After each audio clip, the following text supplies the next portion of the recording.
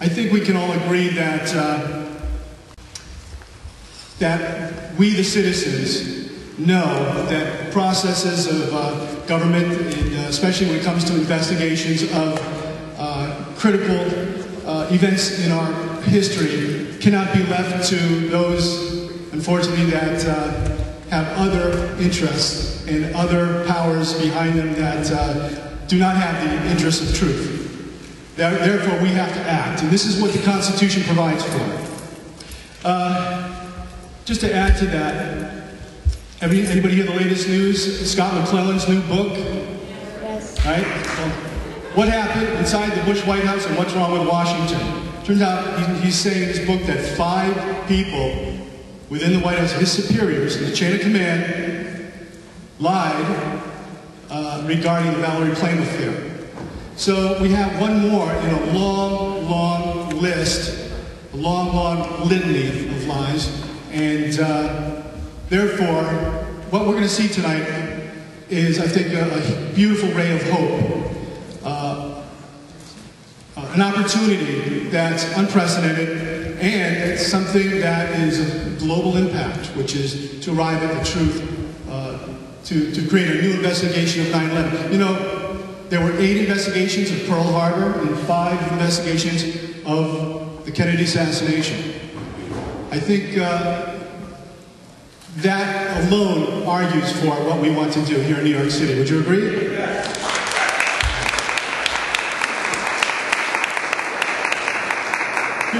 I'd just like to read a quick excerpt from an article in Harper's Magazine by a professor named Benjamin DeMont.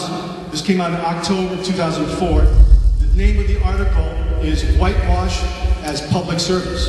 He says, "This was the promise, after all, answers in return for serious attention."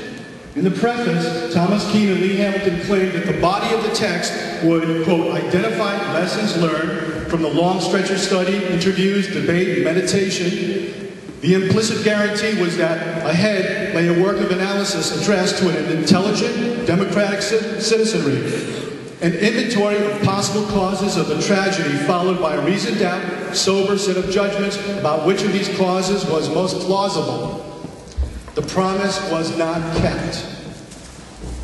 The plain, sad reality, I report this following 4 full days study of the work is that of the 9/11 Commission report. Despite the vast quantity of labor behind it, is a cheat and a fraud. It stands as a series of evasive maneuvers that infantilize the audience, transforms candor into iniquity, and conceal realities that demand immediate inspection and confrontation.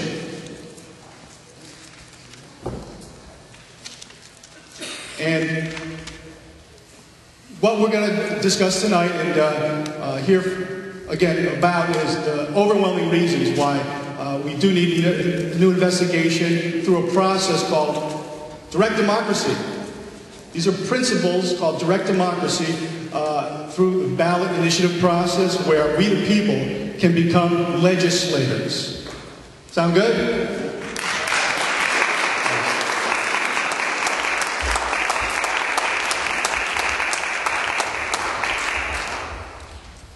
And George Bernard Shaw, I think, gives us a good bit of advice. He says, democracy is a device that ensures we shall be governed no better than we deserve. Who thinks we deserve much better than what we've gotten?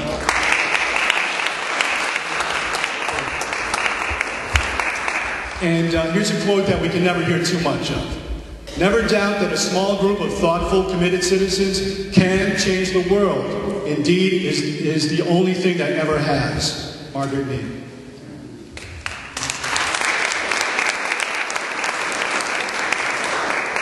Well, tonight we're going to view 2 excerpts from first a film called 9/11 Press for Truth, and the next an excerpt from a film called In Their Own Words, which is basically a sequel. And we're very happy to have one of the executive producers here in the audience to say hello to Kyle Hentz right here behind the camera.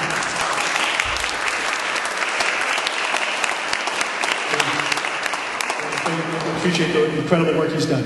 And then we're going to hear from our panel of speakers and discuss some concepts of how we can pass this ballot initiative in the coming year. Can you imagine, can you picture it, folks, through this political season, this presidential election here in New York City? There's a groundswell of support. There's this brush fire of clamoring for a new, truthful, independent investigation of 9/11. Can you imagine on the world stage what that would look like? I'm excited. I think it's a phenomenal opportunity again, and it's a message that we, the people of New York City, can send to the forces that seem to guide and control and determine what we get for government. And we can't let this opportunity pass. We cannot squander this, and we will make every effort possible. And all that really has to happen, folks, is out of this audience, even a half of you, to come, work with us, commit to a couple hundred petition signatures, and commit to getting another 5 people to do the same. We'll be off and rolling in the coming months. Okay? We can do it. We can do it.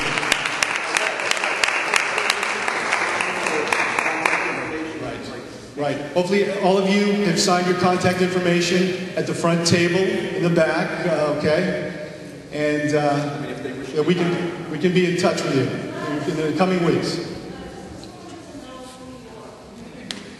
Oh, right. I always forget. I'm very sorry. My name is Les Jameson. Say it louder.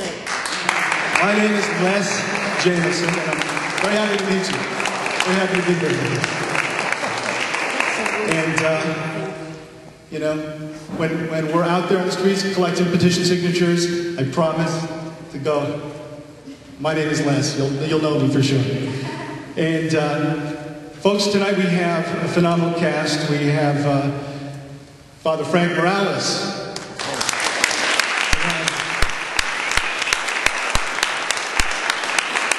And you know what? I'm going to wait for the rest of the introductions as we get started. First, we're going to watch a clip from 9/11 Press for Truth, and this will give you a little bit of an insight into what the, quote, official commission looked like and what they were doing. Thank you.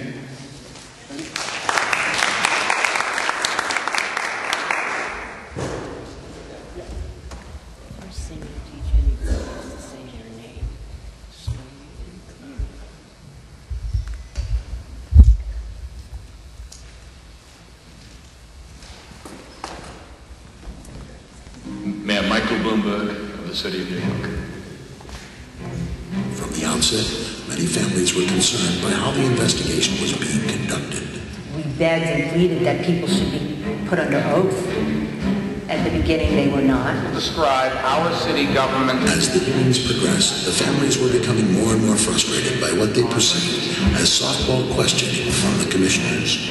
I've appreciated already his remarks. We have certain questions that we, families, wrote for each of the people that were coming to testify today.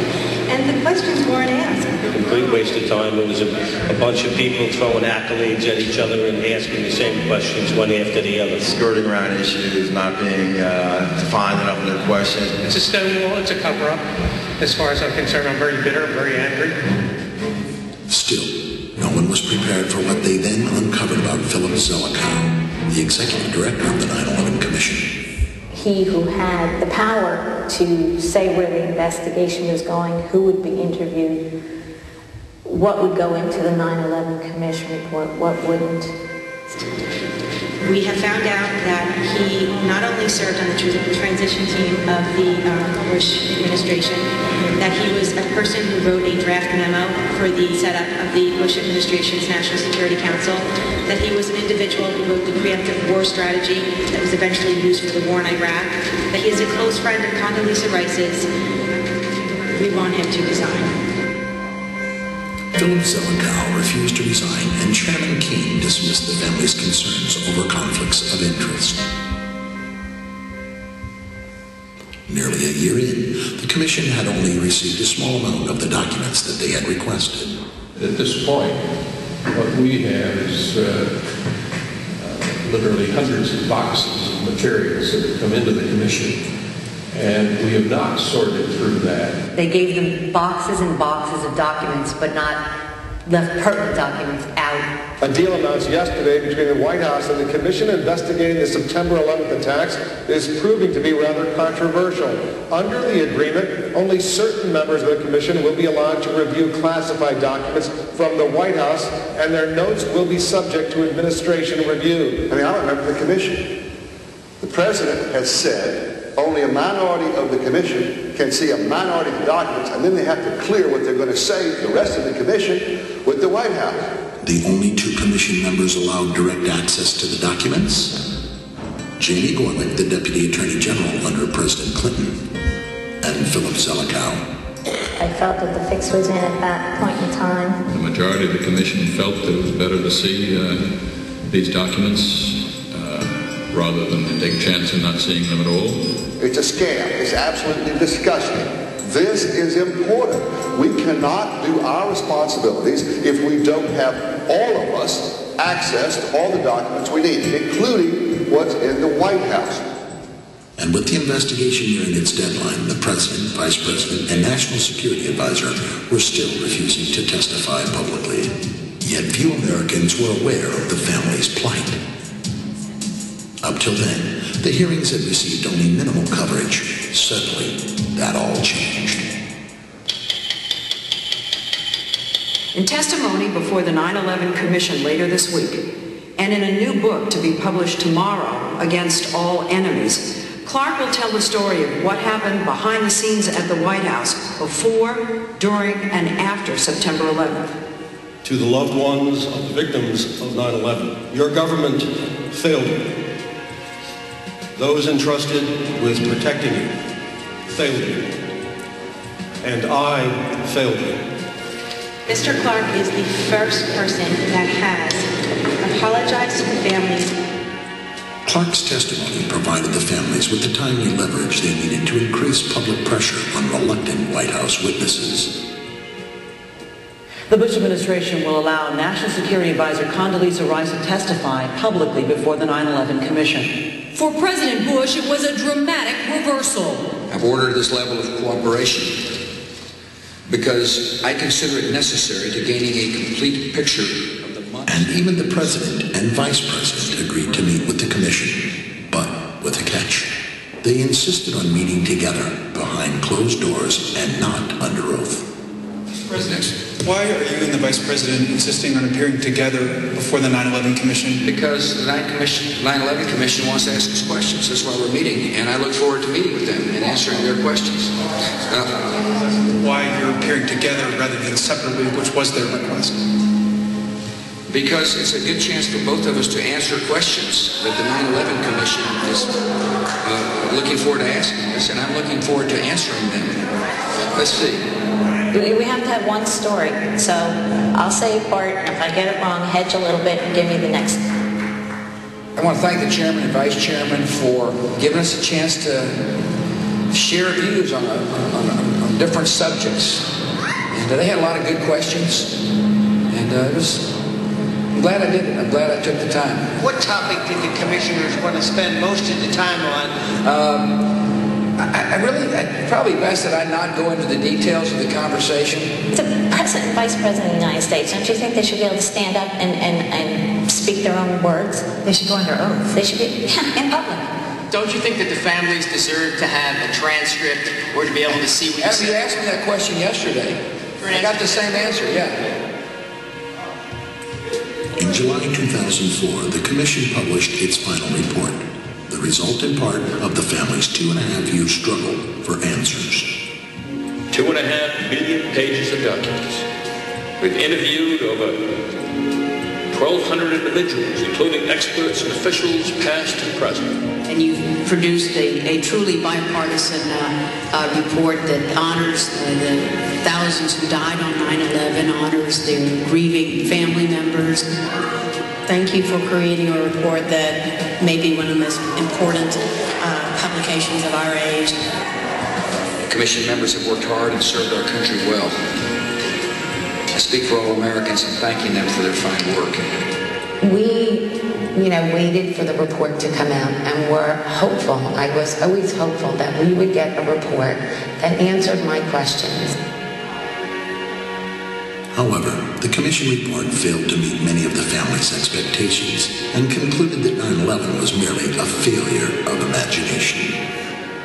The percentage of the questions that got answered was very, very low. Okay, switch. Yes.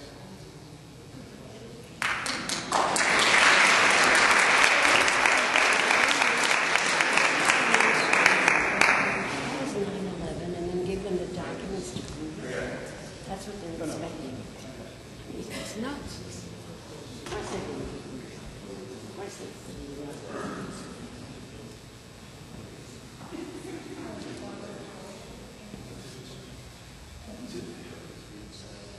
That was very farcical.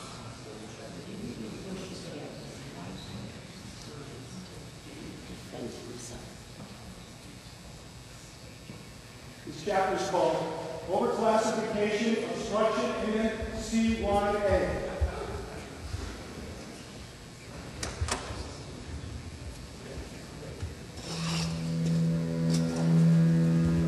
Please shut that door. What we found in every area where we needed to investigate, information was reclassified or classified as secret. It seems that across the board on proving that these charitable organizations, non-governmental organizations, banks have links to terror, on proving that bin Laden is behind these acts, on what plan the administration has post whatever movement we make in Afghanistan. The answer is always, that's classified, trust us. Does that really serve the democracy?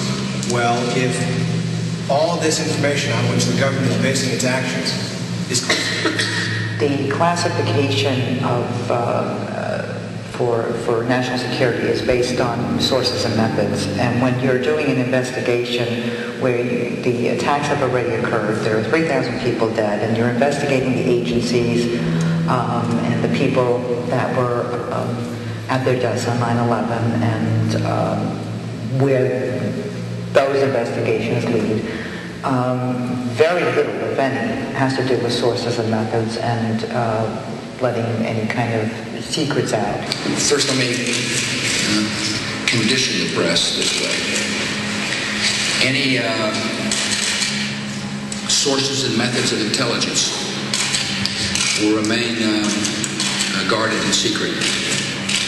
My administration will not talk about how we gather intelligence, if we gather intelligence, and what the intelligence says. National security was already compromised. People are dead, and in order to get to the truth, you need to have certain information. The Joint Inquiry tried to do a better job. They did try. They did not get access to the August 6th PDB. It took us 9 months to do all of our work, have our hearings, interview our witnesses, write the report, and it took 6 months for the administration to agree to some level of declassification. The report is overclassified. That is a disservice to the American people. There are just pages of blank here that the committee's left out. Most of that information is classified, I think overly classified. I believe the American people should know the extent of the challenge that we face. One question. What did President Bush know about the threat? The committee was denied access to any intelligence information shared with the president.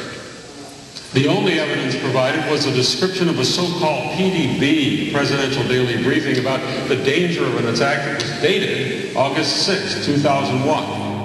This was held back for reasons of national security, and national security is just supposed to be keeping sources and methods secret. Now, this I don't think is the whole, PDB from August 6, 2001 either. But it's a couple of pages. But just in these couple of pages, there's only a few redactions.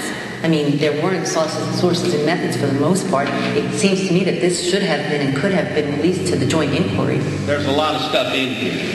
But there's a lot of information that's not in here that should be, in my judgment. And then listen, even after the investigation, there was stonewalling from the agencies when they went asking for information. It is a critical time for the Commission. We've worked hard to stay on schedule, complete our work by May 4. The coming weeks will determine whether we're able to do our job in the time allotted. Time slipping by, extensive and prompt cooperation from the U.S. government, Congress, state, local agencies is essential.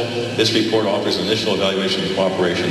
The problems that have arisen so far with the Department of Defense are becoming particularly serious. Governor Kane saying he can't get information from NORAD, from the Joint Chiefs of Staff, from the Defense Department.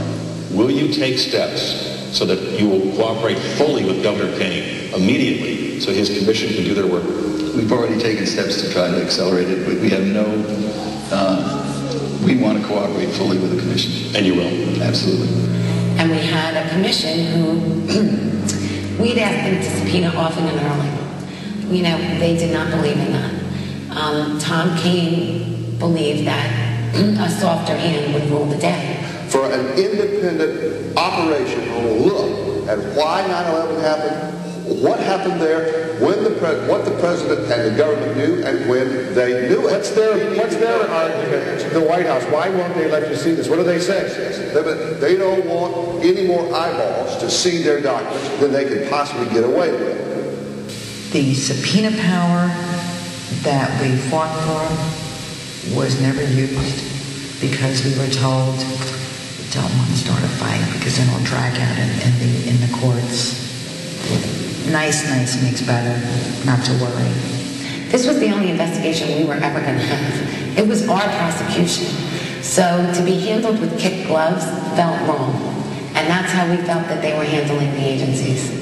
As you look over my shoulder and look directly across the old executive office building, you can see there are still these huge clouds of smoke billowing out of the Pentagon.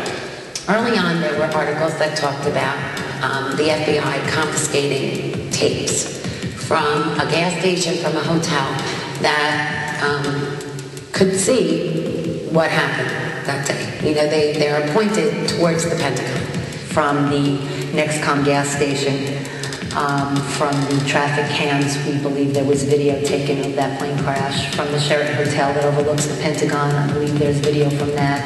And we asked that they please subpoena for that video, because the only video that was ever released to the public of the Pentagon crash came out 6 months after September 11th. So we asked them to please look into that and subpoena this evidence for us, because this is our only investigation and we feel that all the evidence should be subpoenaed. Now, every time you would ask them about those tapes, you had 3 people rolling their eyes and saying, oh, here's Miss Conspiracy. She doesn't think a plane went into the building. But really, it had nothing to do that. It had to do with, hey, there is, you know, information out there that you could possibly have. Why not get it? They did not subpoena for this Pentagon videos. All they did was put in document requests, and document requests do not need to be answered. Even if they had said we investigated and there was no tapes, the tapes didn't exist. But it wasn't. It was just they put the document request down and they didn't get it. I mean, it made you very unsure of, you know, the commission's report and that they were getting all the information that you needed. So there's evidence that just never got even seen. There was a point where Sibel Edmonds, the FBI translator, whose case has been in the media since this time. And the same thing happened with her and the 9/11 Commission. It wasn't until we walked her in there that they even saw her. You know, there was no attempt on their part to try and dig deep to get the real story. Now, that was a story that's incredible to me to this day. A former FBI wiretap translator with top secret security clearance. She was hired just after September 11th to go back and retranslate, or sometimes translate for the first time, documents and conversations from before September 11th. Within a few weeks after I started working there, I came across some really serious issues, from security breaches to certain documents from pre-9/11 and also post-9/11 that were being either intentionally blocked or mistranslated, and also some really significant security breaches that have been already confirmed by the Senate Judiciary Committee. We had met with Sibel, and she had told us of her story and how she was fired. Sibel Edmonds was fired this past March. The FBI offered no explanation, saying in a letter only that her contract was terminated completely for the government's convenience. She had a good piece of what happened on 9/11 and why it didn't, it was not thwarted, the attacks were not thwarted. She recently testified before the National Commission on Terrorist Attacks upon the United States, saying that the FBI had detailed information prior to September 11, 2001, that a terrorist attack involving airplanes was being plotted. There were many investigations before September 11 that had, again, specific information.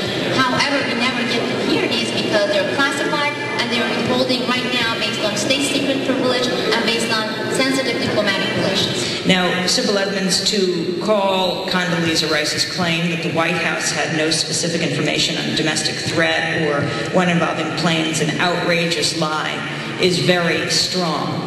Can you repeat again or fill out the information that you have to substantiate that? Well, Amy, I really wish I could come and I could have given you some specific information.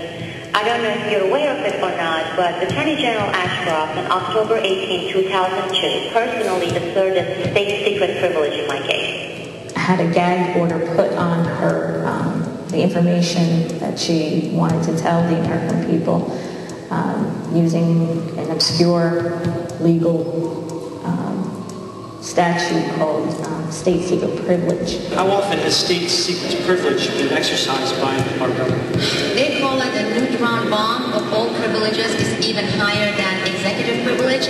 And very, very rarely, I guess some people with legal knowledge can answer that less than 5-6 times throughout the history of the United States. And usually for very high-level CIA undercover agents or military, very, very sensitive military operation. As far as I know, it has never been asserted for a translator such as myself. And we had gone to a lot of, to whoever we met in the media to bring out her story. And you know what? So many of them had said, oh, it sounds conspiratorial, it sounds like she had a beef. You know, bottom line, 6 months later when, you know, there was reports that came out that said, well, even the FBI had to admit that her story was true, you know, they turn around and look at you and say, oh, well. She has a multitude of federal agents backing up her claims. Did she seem credible to you? Did her story seem credible? Absolutely, she's credible. And the reason I feel she's very credible is because people within the FBI have corroborated a lot of her story. And there's so much that the public just simply doesn't know about what went wrong, what we had, and my last hope right now is this commission. 9/11 Commission is my last hope because I have pursued all possible authority channels that I could have pursued. Now then they recorded her information and it never made it into the 9/11 Commission report. There's more CYA going on in there than actual national security. It's political security, not national security. I look at national security as the security of the American citizens. Not necessarily the security of a particular administration that's in power or an administration that's no longer in power. That to me is not national security.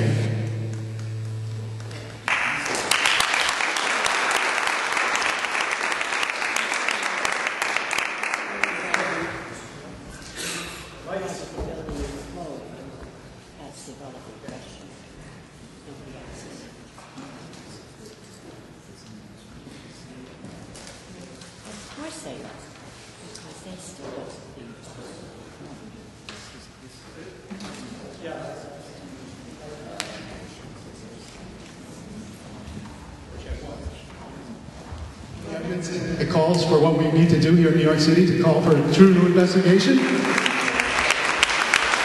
that's what below.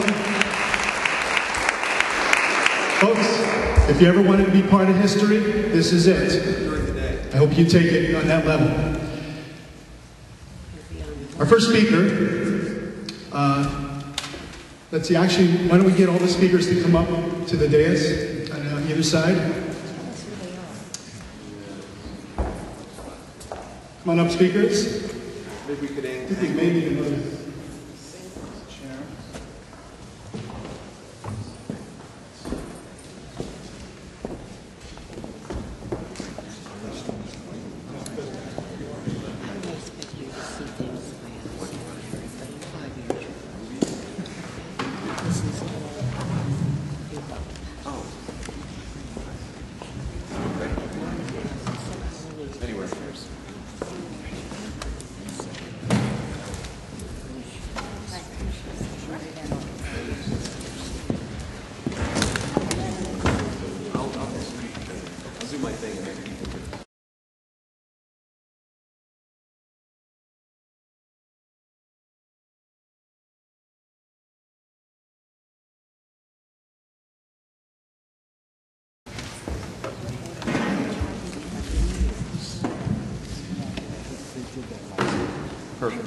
Frank Morales is an Episcopal priest, a decades-long activist. He's a researcher specializing in the area of secretive government programs designed for implementing police-state measures, and has recently won the 2007 Project Censored Award for his article entitled "Bush Moves Towards Martial Law," which wound up published on over 50,000 websites. We're very, very proud to have him as our friend and benefactor here at St. Mark's Church. Welcome, Father Frank Morales.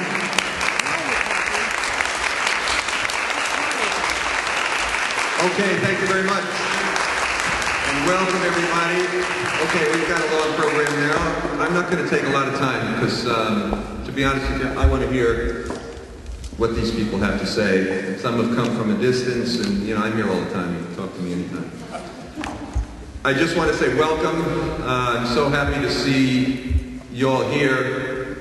And if you're like me, maybe you're here because you feel that the truth of what occurred on September 11, 2001 has not been fully revealed. That there are unanswered questions, that there are inconsistencies and contradictions and material classified and obfuscation and distortion, as David Ray Griffin talks about, and so on and so forth, omissions, that any reasonable person looking at that comes away feeling, hey, we really didn't have an investigation here. This crime that took place is a crime that warrants an investigation, does it not? I mean, you heard yourself, there was no subpoena power. I'm not a lawyer, so I assume that the 9/11 Commission, when it first occurred, given the fact that its leadership was compromised, Zelikow relationship to Condi Rice, and et cetera, still in all, I assumed, like probably a lot of people assume, that this was an investigation that had some legal teeth, so to speak. They didn't use it. So it's not unreasonable or illogical to say to people that we haven't had an investigation of 9/11. So some of you may be here because you believe that 9/11 was an inside job. Right. Some of the people throughout this country feel that. Some of you may be here because you feel that there hasn't been a sufficient investigation, there are anomalies, and we need to get to the truth here. And you might feel that way. Some of you may be totally new to raising up this possibility which frightens you. You think about the possibility that our own government, or when we say our own government too, we need to be clear, elements within the government. Our government's been hijacked. We know that from the wars that are being orchestrated around the world. We know that already. In other words, throughout this country and throughout this world, there are a lot of divergent points of view and so on, but I think that we can all come together around the affirmation that we want and desire a real investigation of 9/11. I don't think that's too much to ask.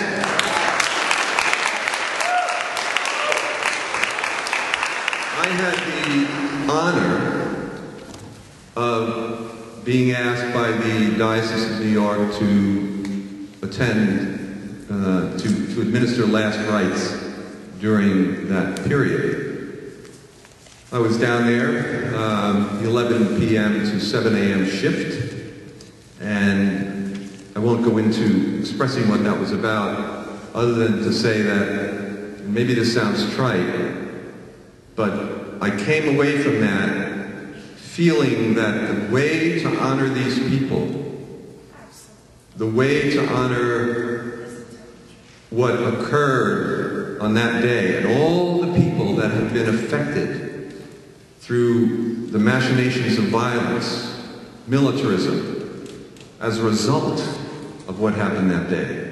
But the way to honor those people is to get the truth, and more so, get justice. We want, because the truth is not enough. The truth is not enough. Imagine, we know what the truth is, and yet we're powerless to do anything about it. That's right. That can no longer stand. Impeach them. Impeach them as a start. And put them in jail. We need to create an investigation, and that's why we're here. We are inaugurating. There's been a lot of work done, and there are a lot of people in this room right now who've been working on this for quite a while to get to this point. And now we are dead serious. We are going to put this on the ballot in 2008. We're going to allow the people of this city to vote, and not only that, but we're going to allow the people of the world to participate in supporting this effort. I have no doubt that we're going to succeed in putting this on the ballot. And secondarily, I have no doubt that when we do so, the people are going to vote overwhelmingly for a new investigation. We're going to get that new investigation, and we're going to get the justice for the victims of 9/11. So thank you for all being here. If you have a desire to be part of a world historical event, and you know that it is, and there'll be opposition, you can bet on that. But the people up here, and the people all throughout this city, throughout this country, and throughout this world, we are stronger than they are. We are way stronger and smarter than they are. We're definitely smarter than they are, that's for sure. So again, thank you all for being here, and stay strong and enjoy and feel empowered by tonight's event. Thank you.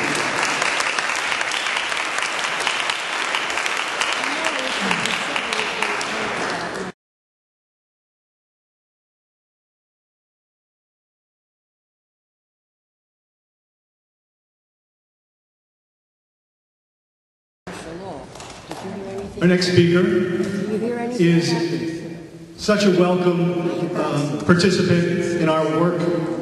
Christie Ebersole is an actress and singer with a huge list of credits from stage, film, TV, musical recordings.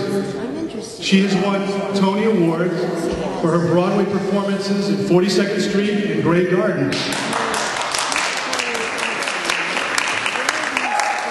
Christine has joined a list of well-known celebrities who are deeply concerned about our current political reality and agree with the necessity for getting to the truth of 9/11 as a pathway to progress on all levels for our world. Please welcome Christie Ebersole.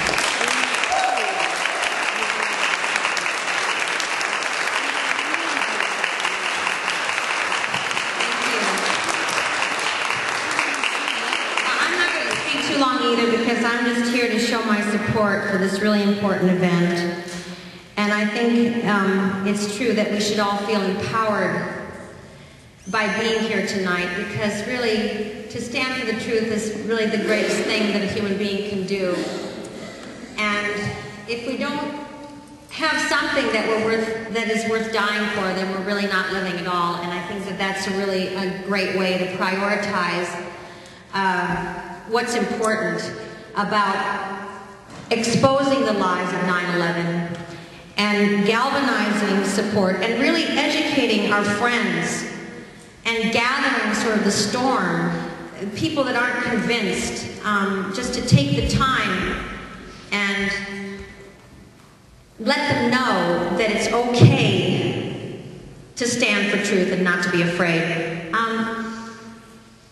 I just wanted to share with you an email that I wrote to Frank Rich. And Frank Rich actually is a friend of mine, although he gave me a bad review in 1985. But still, I let it go. His wife, Alex Witchell, wrote an article about me and the lead up for the Tony Awards this past year. It was really a beautiful article. And I think at the time that it was happening, I was quite terrified because I had made the conscious decision to speak out about 9/11 just before my birthday, and got an early birthday present when I landed on page 6 in the Post. Of course, at the time, I didn't think that it was a gift. I was actually terrified and started crying. I mean, I do cry easily, but I was absolutely terrified. And of course, there was a photograph of me where I was smiling a little too broadly, and my eyes were open a little too wide. And it said something like, you know, the face of idiocy, and add Christie Ebersole to the list of kooks, you know, who think that 9/11 was an inside job. So, and it didn't stop there, because I then went on from page 6 to the National Enquirer. And that was a little bit of a better depiction of me. They didn't blast me as badly as the Post. Who you are? I'm sorry, darling. My name is Christie Ebersole. Les Jameson announced that before. Sorry. Can I go on now? Go ahead. Could you tell us about your childhood? No. Would you please talk about the subject that we are here for? No. She is. She's talking about the subject. Listen to her. I've already listened. Listen to her. What did you learn? Let her continue. You're interrupting. I'm not keeping her from continuing.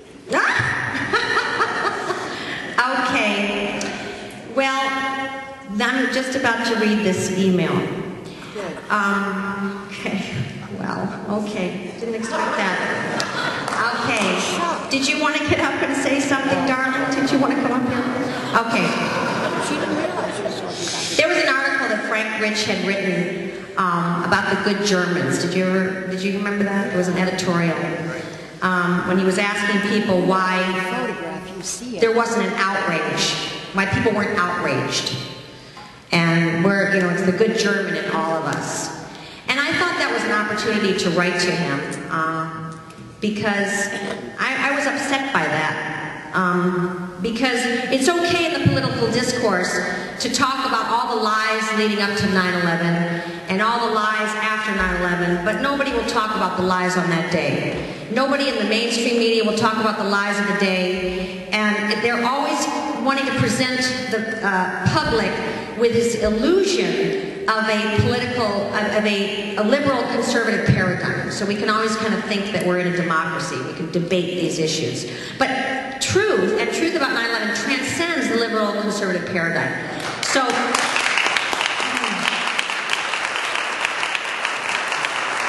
this is the letter that I wrote to him. I said, hello, Frank. Hello to you after that great time I had with you and Alex at Bar Centrale. We had drinks together after a show he came to see. I hope you both had a great summer. I wanted to thank you for a brilliant editorial once again in last Sunday's Times. It really struck me what you said about how our do-nothing position as American citizens likens us to those good Germans who professed ignorance of their own Gestapo.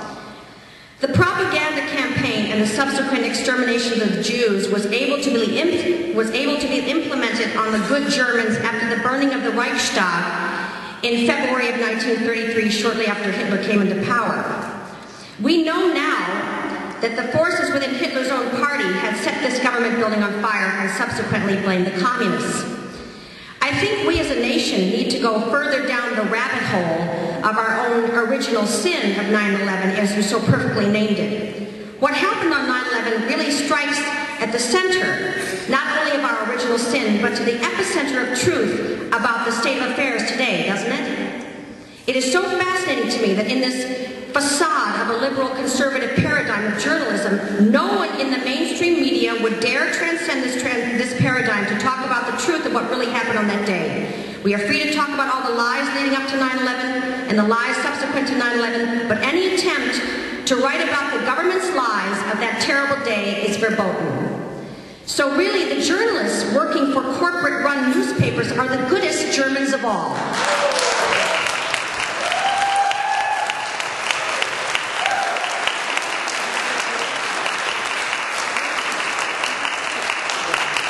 As long as we can give the public the illusion that we are living in a democracy with freedom of the press and make this a conservative liberal issue, this fascistic regime has carte blanche to sell whatever it needs to further its Orwellian agenda.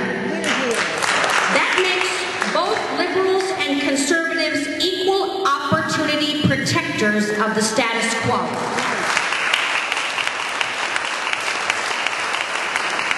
As long as those good Germans were led to believe that the Jews set fire to the Reichstag, the Nazis were ultimately let off the hook because, after all, they were only protecting their homeland. I believe that if these same good Germans knew that their government committed this act of terror on its own people, they would have been outraged, and the subsequent reign of terror on millions of people would never have been able to take place. We only need to look to the laws of the universe to find that the truth about those 3 steel buildings that fell on 9/11 in free fall speed on their own footprint and turned to dust did not happen as a direct result of airplanes hitting them.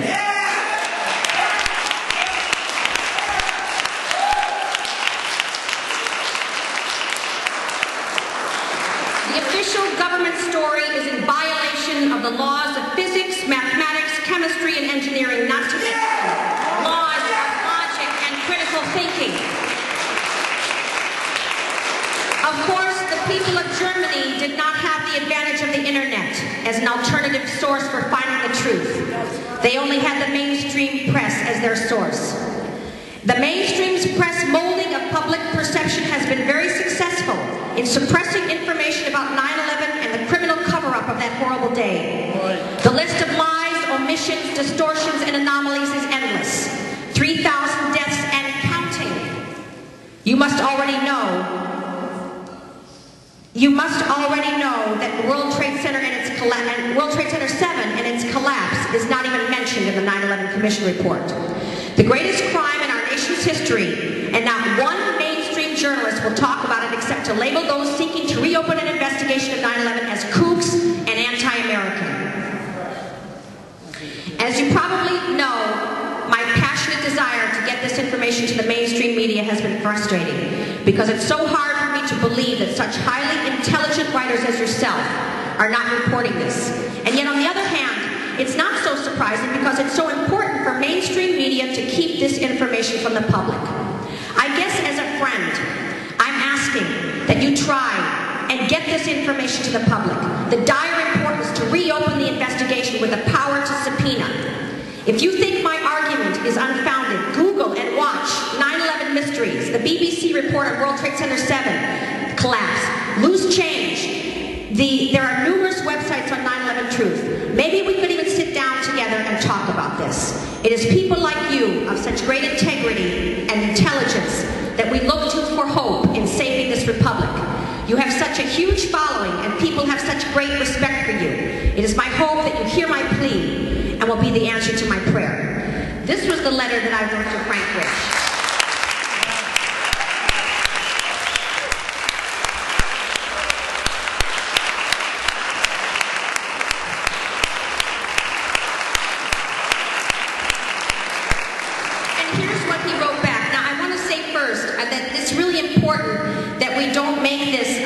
Conservative paradigm, or fool ourselves into thinking that the liberals are going to save the republic, because all we have to do is look at that picture of Dianne Feinstein and Chuck Schumer flanking a person who can't define waterboarding as torture. But in the same breath, when I read to you how he answered this, I want you to. I think what we need to focus on as people that are part of this 9/11 Truth movement is to think about the system. It's not really attacking the individual. I mean, we have to make people accountable. But, when Martin Luther King talked about the white supremacists in the South, he called them his brothers. But he also referred to them as his sick brothers. And so it's really about making people understand and coming to the light, because they're living in the darkness of these evil and corrupt systems. systems, those that participate in it, and those that partake in it. So I want you to keep that in mind in light of this answer, because I believe that Frank Rich is a good person, and I believe that he means well, but he hasn't transcended the liberal conservative paradigm, because to investigate 9/11 is to investigate ourselves, and to know ourselves, and to know our strengths and our weaknesses and the places that we don't want to look at. And here's what he said. Dear Christine, thank you so much for writing, Alex, and for writing. Alex and I had a great time seeing you too, and hope to see you again. And thanks for your kind words about my work. I have to confess that I've read all the material about this 9/11 scenario. I've seen the DVD. What DVD, I don't know. Debated it with many, and have yet to be convinced. In any event, we can't bring back the dead of 9/11, sad to say. There's still time to save some Americans, Iraqis and others, who are being killed and or tortured for no reason, even as we speak. That's where I'm trying, as best I know, how to concentrate my efforts. With all best wishes from us both, Frank. So, you see, well, yeah, he basically dismissed it. And like I say, I think it's important that we keep this in mind when we're confronted with people, because really what it's about, how we gather the storm, is bringing people on board and getting people to understand the importance and the dire necessity to transcend this illusion of democracy that the mainstream media keeps shoving down our throats. I mean, I don't know how, really, if you think about it, the bottom line is that if the left are the gatekeepers, how are they different than Ann Coulter? Seriously, think about it. How are they different? If the bottom line is that they're there to protect the status quo and capitulate to the status quo, you look at people like Bill Maher, oh my God, you think, oh wow, now there's a liberal who's saying, okay, ask your doctor if Paxil is right for you. For those are the 9/11 truthers, I'll kick your ass. I mean, that's what, so well, how does that make him any different than his good buddy Ann Coulter? It doesn't make him any different.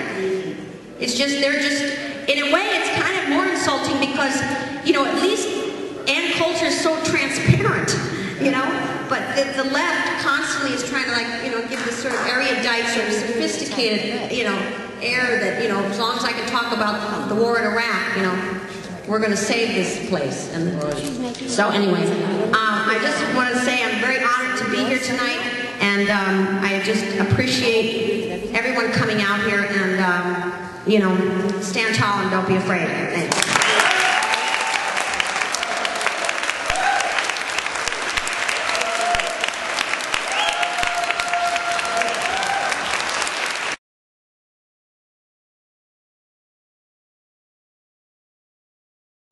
She's a health activist, journalist, and host-producer for Heart of Mind and Health Action, which is a wonderful show.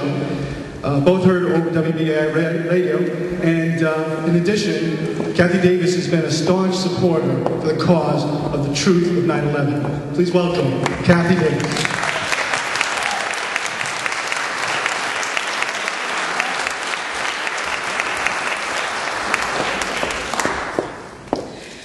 First, I want to thank the organizers of this event for inviting me to speak today.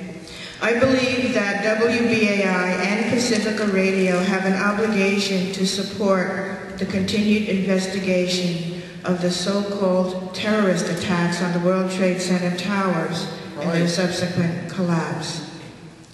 The repercussions of this event are still being felt by the up to 70% of first responders, recovery workers, and those who escaped the Twin Towers who still suffer from lung, respiratory, and other chronic illnesses.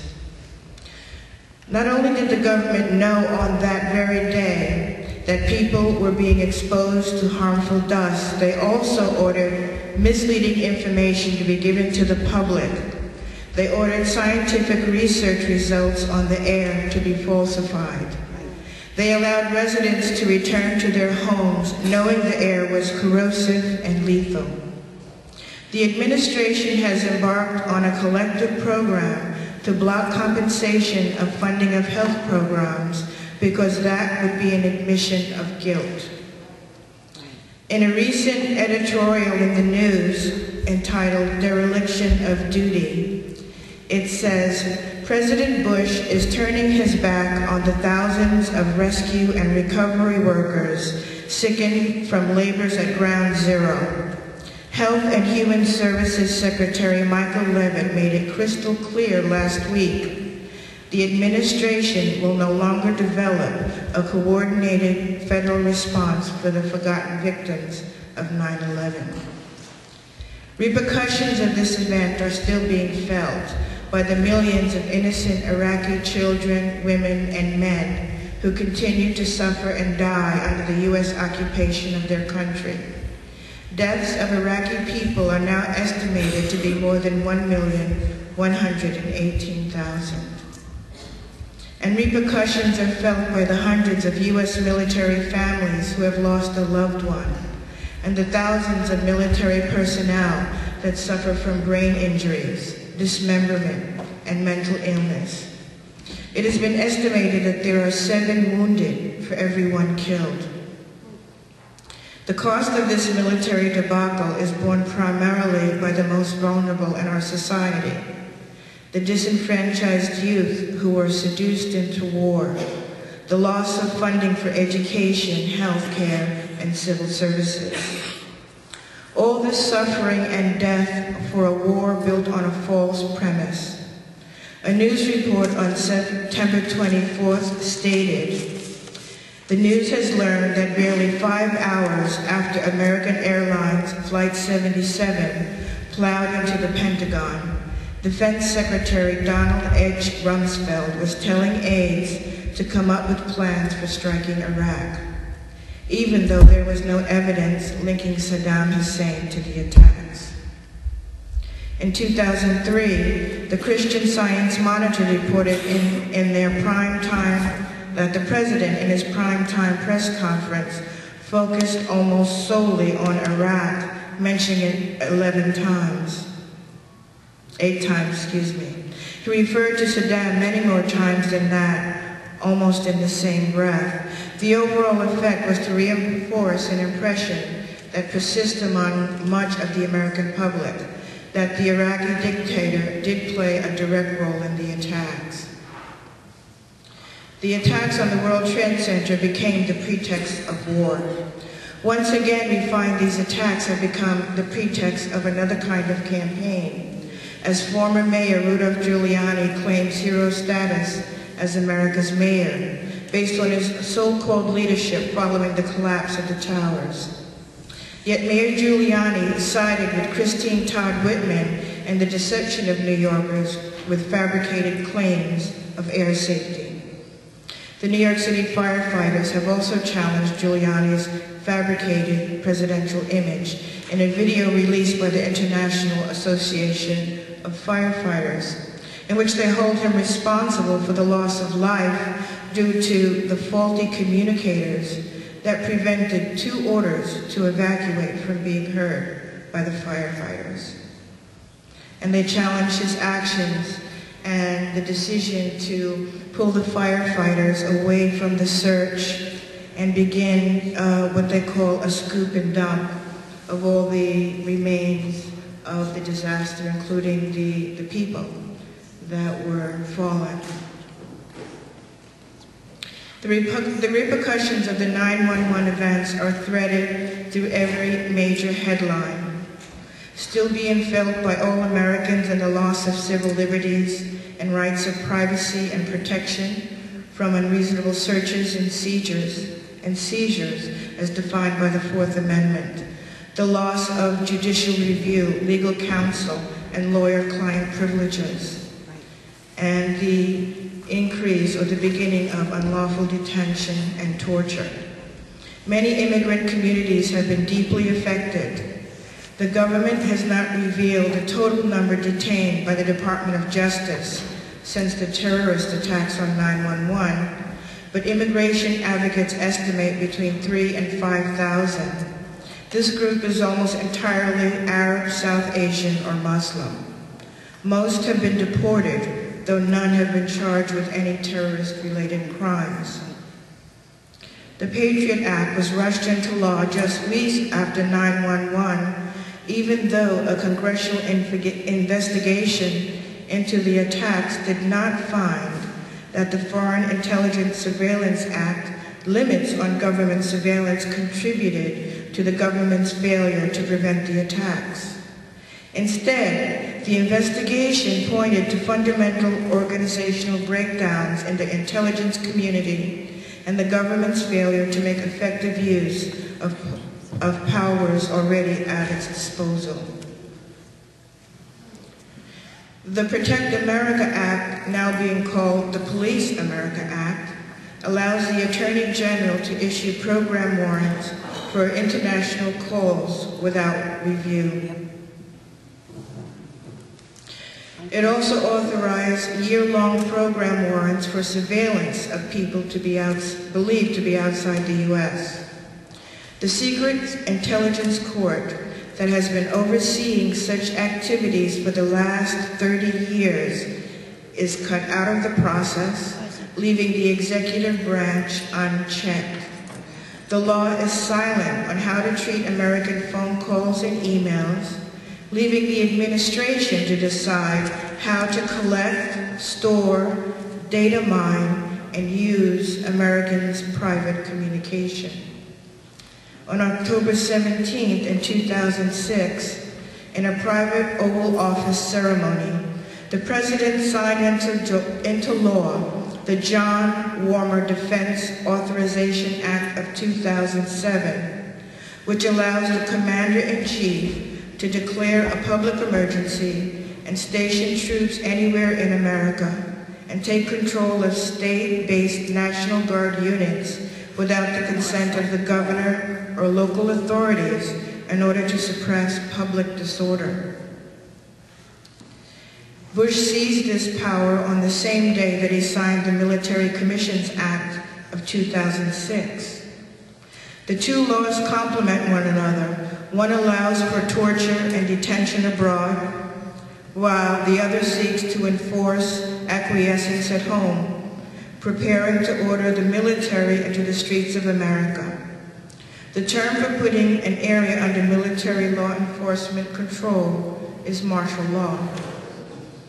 As we can see, the web of deceit and destruction wrought on that fateful morning continues to corrode the quality of life in this country and puts each of us in increasing danger, not only from the violence perpetrated by people resentful of American powers around the world, but violence perpetrated by our own government against its people. An investigation committed to revealing the whole truth will pull the plug on the lies and the cover-up that led up to and followed the 9/11 disaster. It will pull the plug on the Bush administration and the Giuliani campaign.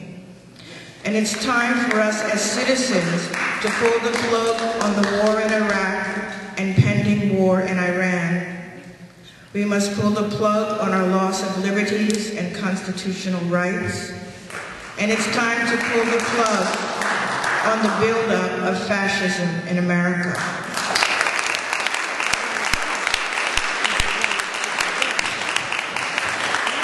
This initiative is only the beginning. We must call for an independent, honest investigation of 9/11 because it is only the first step in taking back from the hands of the venture capitalists of war, right-wing demagogues, and corrupt party officials.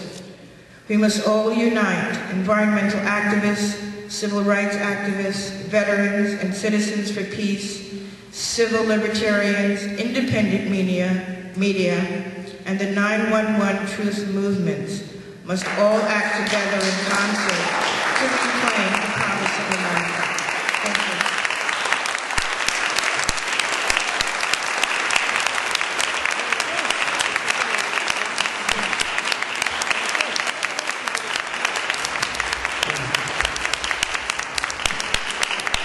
Beautifully spoken. Thank you so much, Kathy.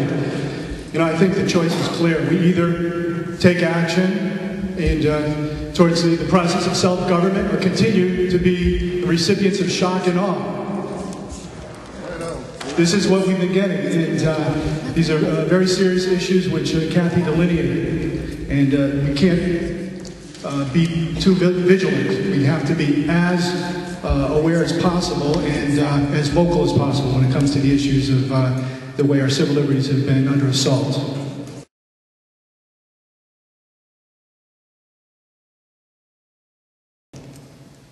Our next speaker, Richard Green, is an attorney, political and communication strategist, and author of the Prentice Hall book called Words That Shook the World, 100 Years of Unforgettable Speeches and Events. Richard founded a nonprofit educational organization to find and cultivate the next leaders of America. Called the Master of Charisma by the Sunday Times of London, Richard Green is considered one of the leading communication coaches in the world. He now hosts his own show called Clout on Air America Radio. Which can be heard from 8 to 10, Monday through Saturday. 8 to 10 in the evening, that is. Thank you, and we're very, very proud to have Richard Green.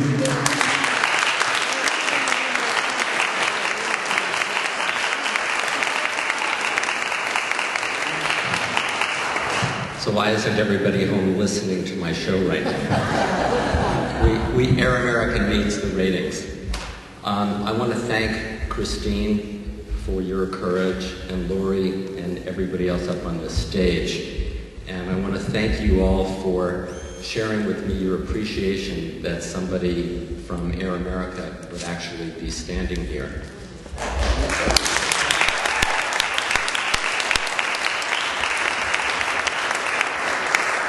I just want to share a couple comments about that. First of all, I think that this is, in fact, a very historic event that we're at right now, and a very historic moment in our history. I mean, in America, we're either going to seek out and pursue the truth, or we're not. And the media is either going to seek out and pursue the truth, or it's not. And I am very honored and proud to be part of Air America, which, while it may not go as far as some of you want it to go, still is one of the few places where, in fact, we do. Whether it's Randy Rhodes or Tom Hartman or Lionel or Rachel Maddow, where we do actually give a darn about the truth, and we try to share it to the best of our ability to do that.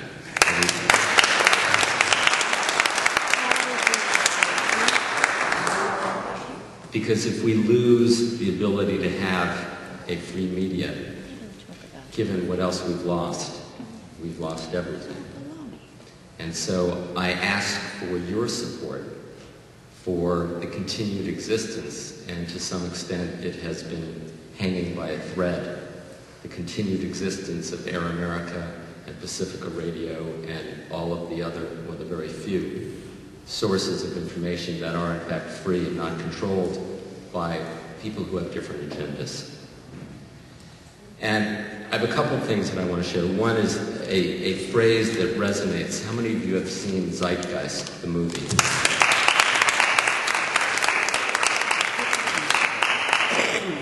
Very powerful. And there was a phrase in there that said, there are those who see authority as the truth, and there are those who see truth as the authority. And I think that where we come down on that question is very clear. And I want to share just a little bit about my journey. I remember not long after 9/11 happened, someone I greatly respect, and believe me, even at that point, I was not a fan of George Bush, but someone I greatly respect. In fact, he was a member of the Green Party. He was the mayor of Santa Monica, kind of Mike Feinstein, some of you may know of him. We were talking, and he said, Richard, the buildings didn't come down because of the airplanes. They were blown up. And I've known Mike for 20 years, and even with my hating George Bush, even with my hating the administration, not trusting it as far as I could throw it, I looked at Mike and I said, that's complete bullshit. There's no way. But, you know, thank you for sharing. And a year and a half later, I just happened to be at a birthday party for a friend of mine, and I was sitting, it was all meant to be, I'm sure, at the end of the table, and there was a guy there who was very involved in 9/11 Truth in Los Angeles, and we started talking. And an hour and a half later, after every single question that I, as an attorney, had asked this guy, was answered with incredible intelligence and knowledge and wisdom and insight and not backing down on any question, I went, and I think this is an official quote, "Holy shit." I'm sorry. Please forgive me for that. I'm sorry? It's appropriate. And I went home and stayed up all night. And I Googled and searched the internet, and my head was spinning. And it was like, oh my God. Oh my God. I felt like I walked into a brick wall that looked like it was clear. How many of you have gone through that experience? Every one of us! And here's the point. Hold on. Oh, some of you may be smarter than me. Here's the point. It is a psychological and spiritual journey. And we look at people like Bill Maher, and we look at people like Frank Rich, and we look at people who are diehard Democrats and diehard progressives, and we go, why in the world don't you see what is so frickin', is that better? Clear. And I have to tell you, you heard what Les was saying. I mean, I teach presidents and prime ministers and CEOs and Hollywood celebrities how to stand up and give speeches, and I'm pretty good at arguing for my view of reality. And so I spent a year and a half, and I spoke to senators, and I spoke to chiefs of staff of congressmen and senators, and even about 2 years ago, I even spent an hour speaking to Dennis Kucinich. Now, I think Dennis has evolved in his journey with respect to that, but 2 years ago he wasn't there. And not one person with all of my persuasive powers and all of my energy and just waking up and just with great intensity, not one person changed their mind as a result of my enthusiasm and my information. And I went, what's going on? What's going on? And I would have let it go, and I would still let it go, but for the fact that there is this country called Iran. Yep. And but for the fact that still for another year and a couple months, we have people that I believe to be criminally and legally insane running this country.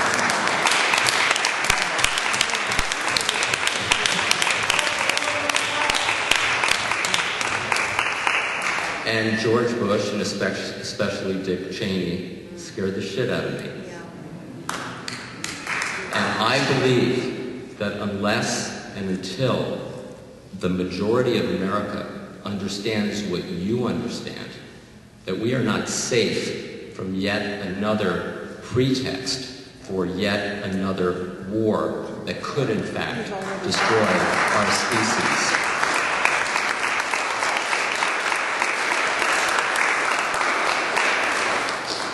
So, the suggestion is, very strongly, that we support with all of our might what Les is talking about and this new investigation. But that we do it without anger, we do it without animus, we do it without laying blame at the feet of people like Bill Maher or Frank Rich or anybody else, because I do believe that they are doing the best they can. No, they're not. Okay, hold on. let me finish. It's really easy. It's really easy to be angry. But let me, please.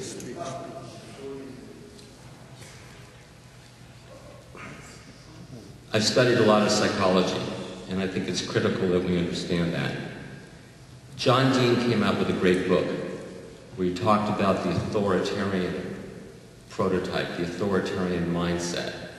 And if you understand that there are people, for better or worse, because of their childhoods, because of the way they were raised, because of their fear, because of their basic existential insecurity, that there are in fact people who look at the government, the president, the vice president, as authoritarian figures, as replacements for a mother or a father that either they had or that they didn't have. Psychology now. Good for you. All I care about is saving this democracy and saving this country and this world for my daughter and for our next generations. So we have to be...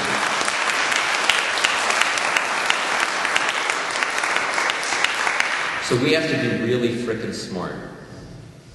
And I think it's essential that we understand why is it that this room is not Madison Square Garden with 20,000 people. It will be. I understand it will be, but only if we do it right. And on Air America, I am doing every single thing I can. Good for you. Thank Change you. the language. Stop using eschatology. Ma'am. Come on. You gotta stop. You gotta clamp it up. And they're on your side. But I want you to know there are people at Air America that think I'm kind of kooky for what I do on 9/11.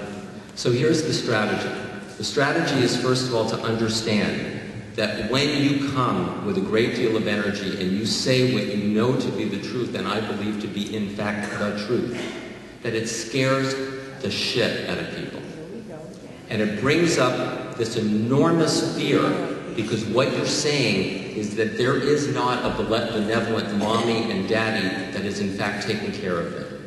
And that throws people into an existential freefall.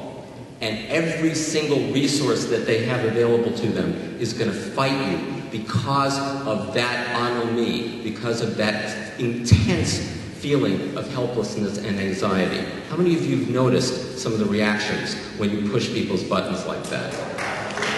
Okay? So let's be smart. We have a world to save here. Okay? Now, the best strategy is exactly what we're doing here right now, which is why I'm so honored to be here. And that is, instead of impeachment, for example, I know we all want that, I like to replace it with 3 I's. Okay? Investigation, indictment, and incarceration.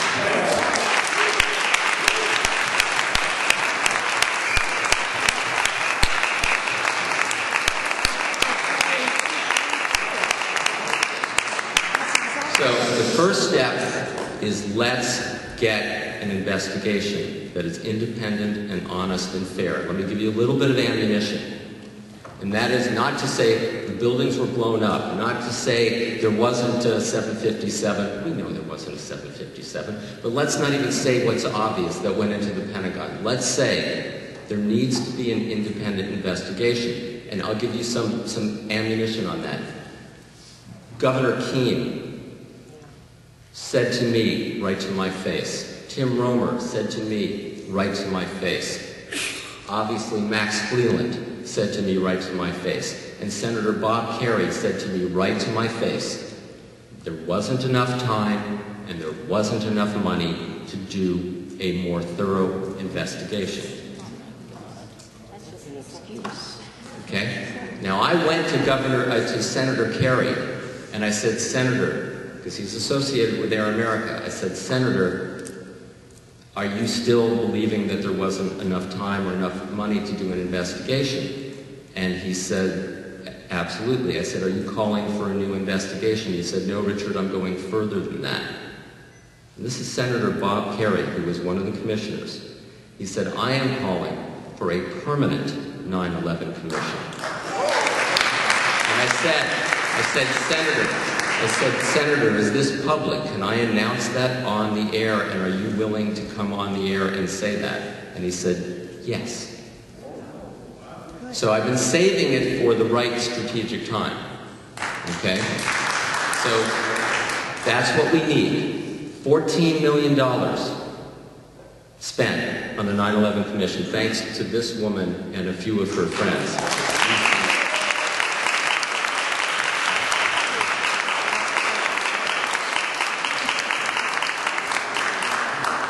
I mean, the name of my show is Clout. Talk about clout. Unbelievable what you guys did for this country. And they only wanted to spend $3 million, and they didn't want it at all. $64 million for Monica Lewinsky's affair with Bill Clinton and Whitewater. So, in closing, let's be centered about this. Let's be focused on the real task. And the real task is to not push people away. We already have momentum on our side. There's studies coming out all the time that the majority of people do not believe the 9/11 Commission report. Let's not push people further than we can. Let's get an investigation. Let's raise the level of awareness so that Dick Cheney, as they get close to the end of their term, that Dick Cheney and George Bush do not pull another one, blame it on the Iranians, attack Iran, and destroy what hopes we have of having a democracy, a country, and a future for our children. Thank you so much for everything.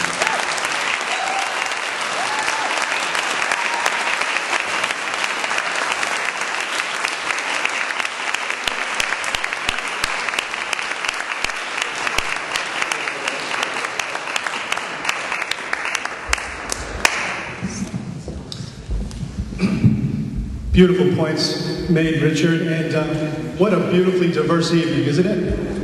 Yeah. Covered all the points. And I'm glad that Richard spoke about the situations when we are trying to share this information with people that result in certain tensions that arise. And you know, I think it's very important that we all hold in our heart that what we really are purveyors of hope. Truth leads to hope. We cannot have progress and everything that we desire for the future, for our children, without the very exact things that we have been discussing here tonight.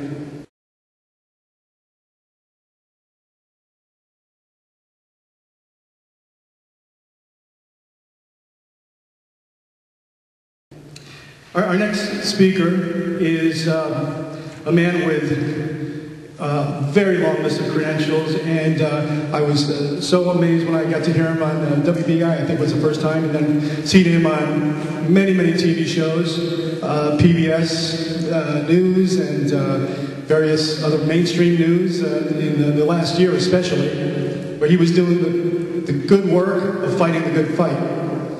Ray McGovern works with an organization called Tell the World, which is a project of the Ecumenical Church of the Savior in Washington, D.C. After 2 years as an U.S. Army officer in the 60s, Ray was a CIA analyst for the next 27 years. In the CIA, he prepared and briefed the President's daily brief for Presidents Nixon, Thorne, and Reagan. On May 4, 2006, Ray received unusual media attention after an impromptu debate with then Defense Secretary Donald Rumsfeld on live TV. Did you all see it? I did. See, you do something like that, they can't help but cover you. In the immediate aftermath of 9/11, Vice President Cheney's strong resistance to an independent investigation of 9/11 suggested to Ray that the administration has something to hide. A suspicion stoked by the whitewash report produced by the 9/11 Commission. A native New Yorker, Ray believes that only an independent commission can credibly distinguish between misfeasance and malfeasance regarding 9/11. Ray's attempts to speak truth to power as well as to the rest of us are supported not only by his church, but also by his 66 colleagues in the organization he founded called Veteran Intelligence Professionals for Sanity. Please welcome Ray McGovern.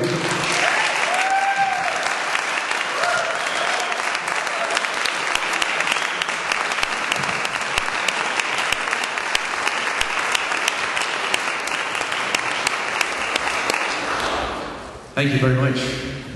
It's good to be home.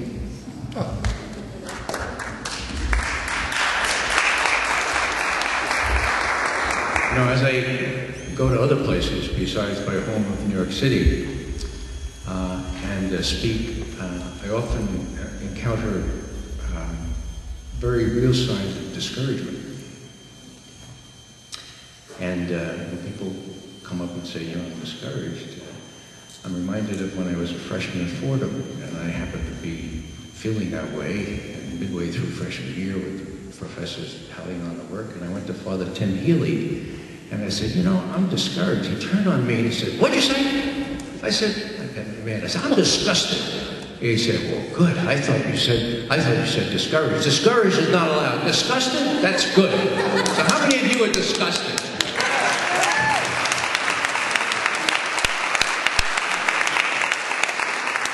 I think it's fair to say we're New Yorkers, we're fed up, and we're not going to take it anymore. I'm going to talk a little bit about my grandmother and my granddaughter, 5 generations of folks that started in Ireland when my grandmother came over at the age of 18 in 1888 to this great city, followed by her upcoming husband on the next ship, mind you. And so I'm a New Yorker going back to 1888. That's not the Mayflower, but it's enough for me. I mention this because I'll be saying a little bit about them, and it's particularly my granddaughter Claire. I had the privilege of spending the holiday with my 6 grandchildren and 5 children, so it was a really momentous event. And I looked at Claire, she's now 7, but when she was 4, she was watching television with my daughter Kathleen. I happened to be on, and my wife had time to tell Kathleen. So they're watching me together, and after it was over, she went to Kathleen and she said, Mommy, that was Grandpa. And Kathleen said, yeah, it was. She said, well, Mommy, that means the other people are real, too.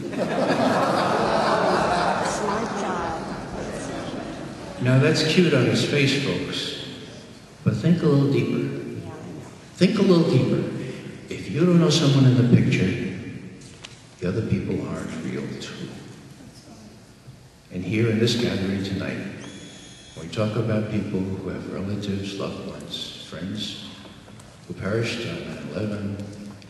I just ask you to raise your hand if you have that kind of a person. We know because we had someone in the picture. My wife's cousin is why I raised my hand. Do we need an independent investigation? All right, we do. Why? Well, because the first one was a crock, wasn't it? That's what we call it in the Bronx, a crock.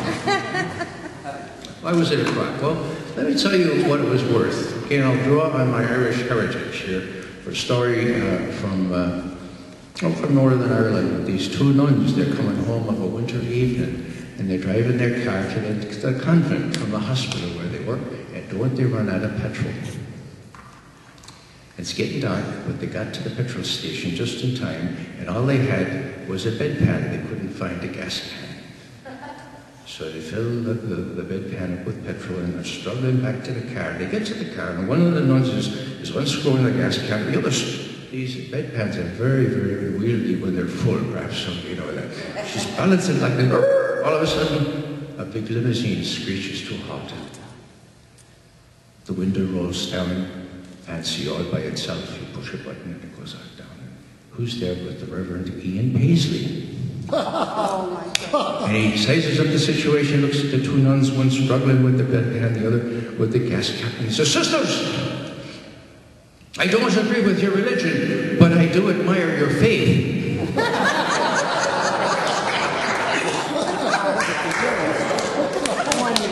Now, the 9/11 Commission report is worth just what Ian Paisley thought was in that bedpan.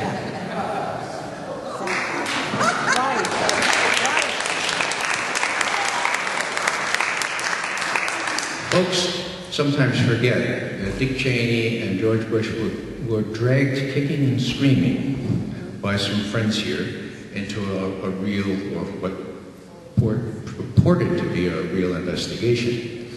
Cheney in the beginning, right after 9/11, said there will be no investigation because we're busy with wars, and if you call investigations, we might not let White House witnesses appear. It was that blatant.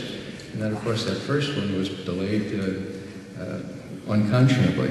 So when they finally get around to it, what do they have? Well, the composition of this delegation were all either lawyers or politicians, and some of them were both. Now, my grandmother would say, if that's society, excuse me. Right. Now, I have nothing against, well, I guess I do have something against lawyers and politics. Well, anyhow, you call that representative of the American people? And you know what, folks? I'm glad to see this is not the case here tonight, but all of them look exactly like me. Isn't that nice, huh? All of them but one token woman who looked pretty much like me anyway. That's representative of the American people? I don't think so. How about well, let me just mention one other thing that my grandmother told me very early on when I had my first summer job. I was 14, and all you needed was a Social Security number to work on the golf course. And I was at Eastern Long Island. Some of you may know it, the Maidstone Club. Very, very tony on the dunes of the ocean there. And before I went out on my first day, it was my birthday, she said, now Raymond, you're going to be working with the upper crust. So you need to know what the upper crust is. I said, Grandma, I think I know. And she says, no, you don't know it. I'll give you the definition. She said, the upper crust is a bunch of crumbs held together by a lot of dough.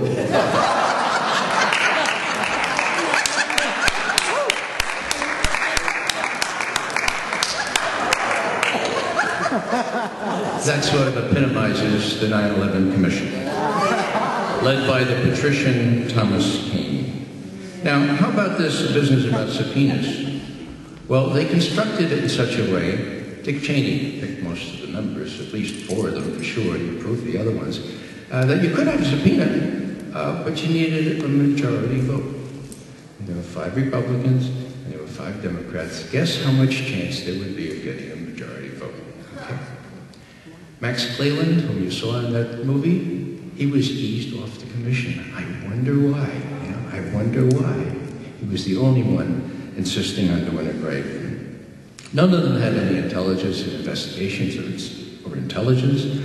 The chair, Kane, he made a virtue out of having no prior Washington experience. You know?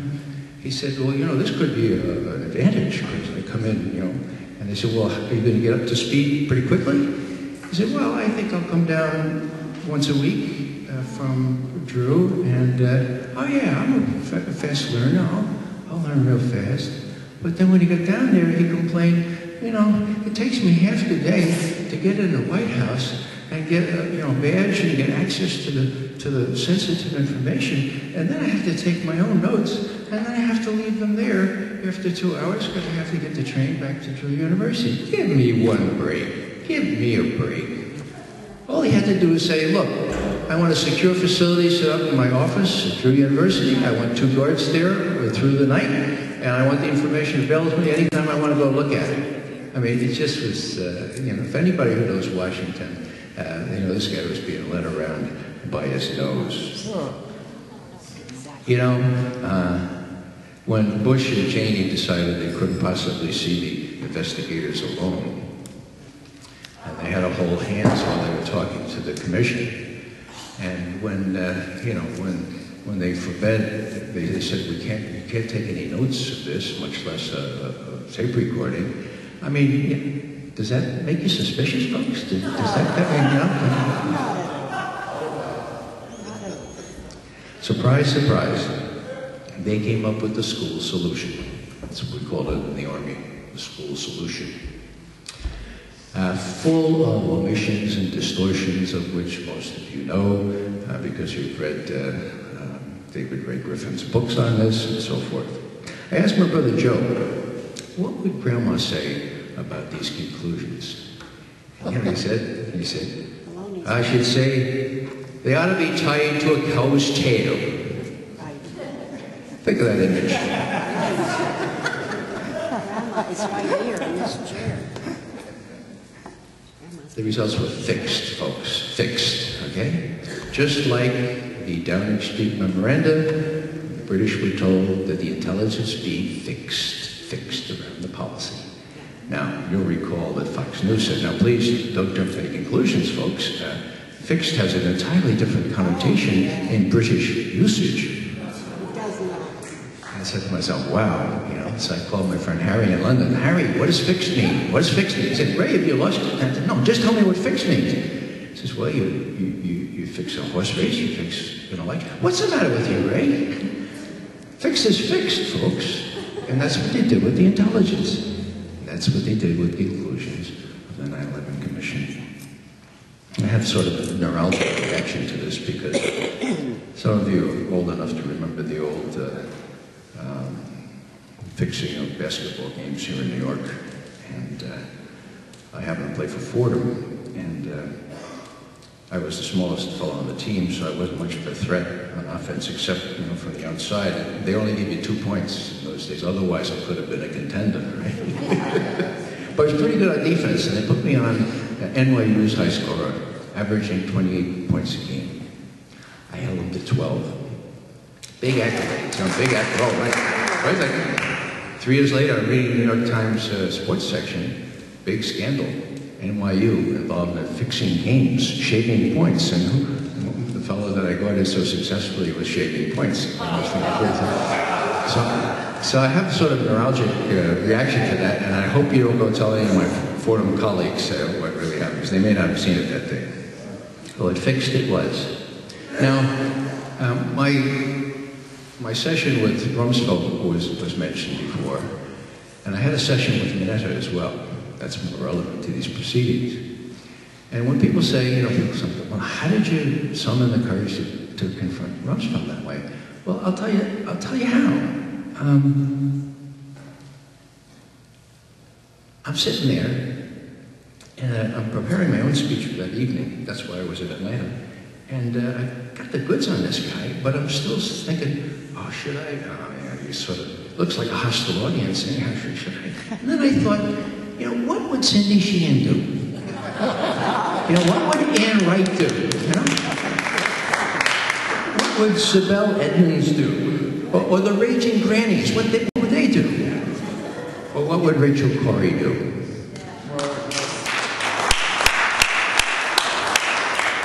Rachel Corrie's parents gave me this bracelet. Actually, her father did. All it says is Rachel Corrie, April 10, 1979. March 16, 2003. It's the women that have given me the guts, let me tell you.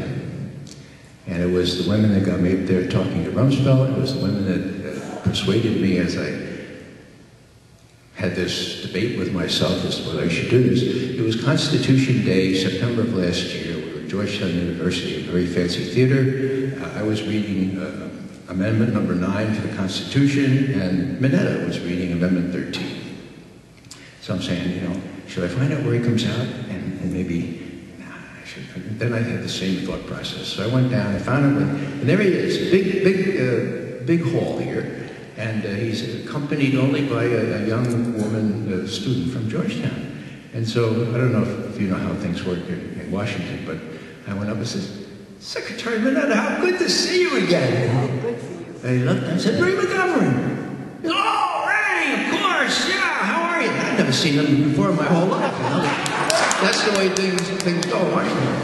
I said, do you have a minute? Yeah, well, sure. And so I said, you know, a lot of people have these theories about what happened, and your session with Cheney in the bunker really is core. Now, you know, there was that man that kept coming in and said, you know, 50 miles out, 30 miles. Who was that young man? I said, well, I don't know. I said, well, did he have a uniform on? Oh, no, he didn't have a uniform on. Well, did you ever think to ask who he was? No, I never thought to ask him. I said, well, it's just, you know, he's 10 miles out, and 10 minutes later, something plows into the Pentagon. He says, yeah. He says, you know, we were worried about that plane in Pennsylvania. Pennsylvania, and it was those folks that inside his eyelids there was a little sign, and it said, "Speak only about Pennsylvania." And they came down, and for the next 8 minutes of that 10 minutes, all he could talk about was whether there was a shootout order for Pennsylvania. I said, no, we're talking about when you said, and the man came in, young man, and he said, and it was about the Pentagon. Remember Lee Hamilton asked you mean the Pentagon? And you said, yeah, that's what I'm asking about. Yeah, but that plane in Pennsylvania. And so I've got my immediate experience of the disingenuousness, if not the deceit, or, the incredible hypocrisy that accompanies this kind of thing. It makes me very angry indeed. I think Father Frank is right. There are more of us than there are of them. That's very biblical, but it's true. There are more of us than there are of them. And I think you're the best example. If you could be up here looking out at you, there would be no chance that you would be discouraged. You would be equally disgusted with what's going on, but you would be encouraged by what I see out there. What I see is a typical New York crowd of committed people who are going to make a difference. And this initiative is very, very exciting to me.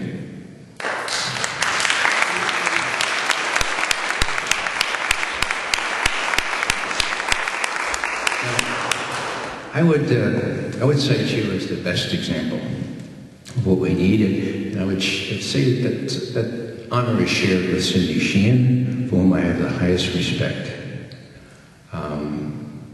It's worth thinking back on what Cindy did when she got that inspiration speaking in Dallas of going over to Crawford.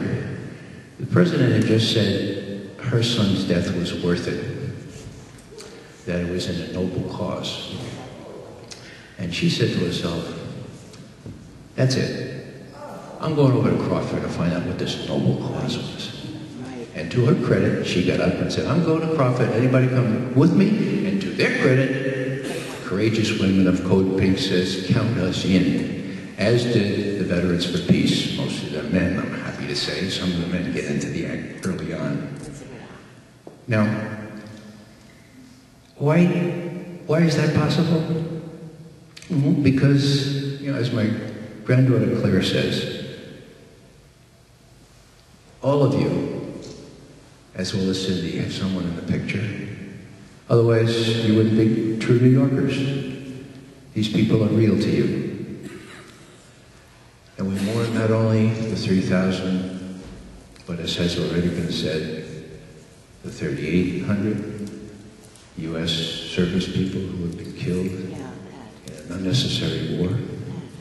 Not to mention the Iraqis who have died, numbering up around 1 million who would be alive today had it not been for this terrible thing. Now, how do we handle, I think the main challenge is this, how do we handle the pimps and the madams of our hydra-headed corporate media? I say hydra-headed because for every Judy Miller, there are 3 that spring up in her place. Cy Hirsch, who used to work for the New York Times, said it in typically New Yorkese. Somebody said, what do you think of the Times now, a place where he used to work? And he said, I think they stink.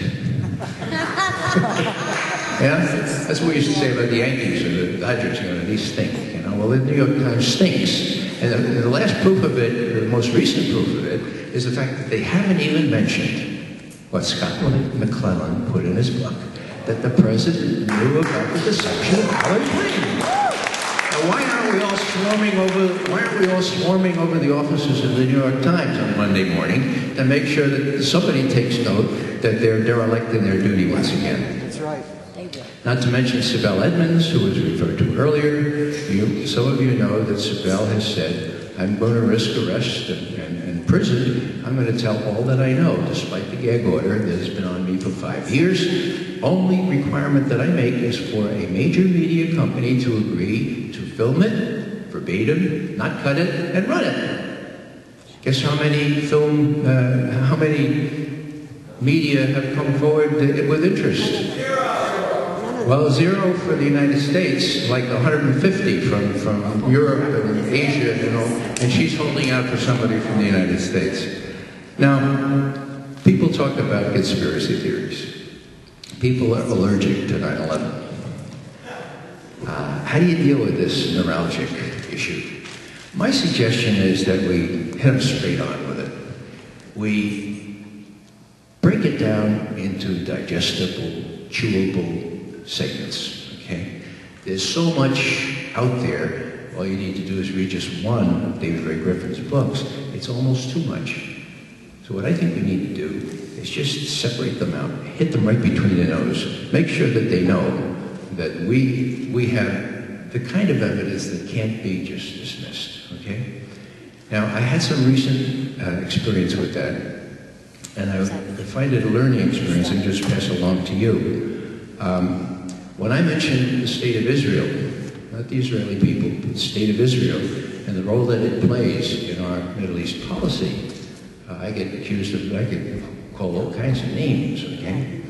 But, you know, I'm not running for office, and I don't need any money, and, you know, my tradition is to tell it like it is. So I wrote 2 articles recently, some of you may know this. One on the USS Liberty.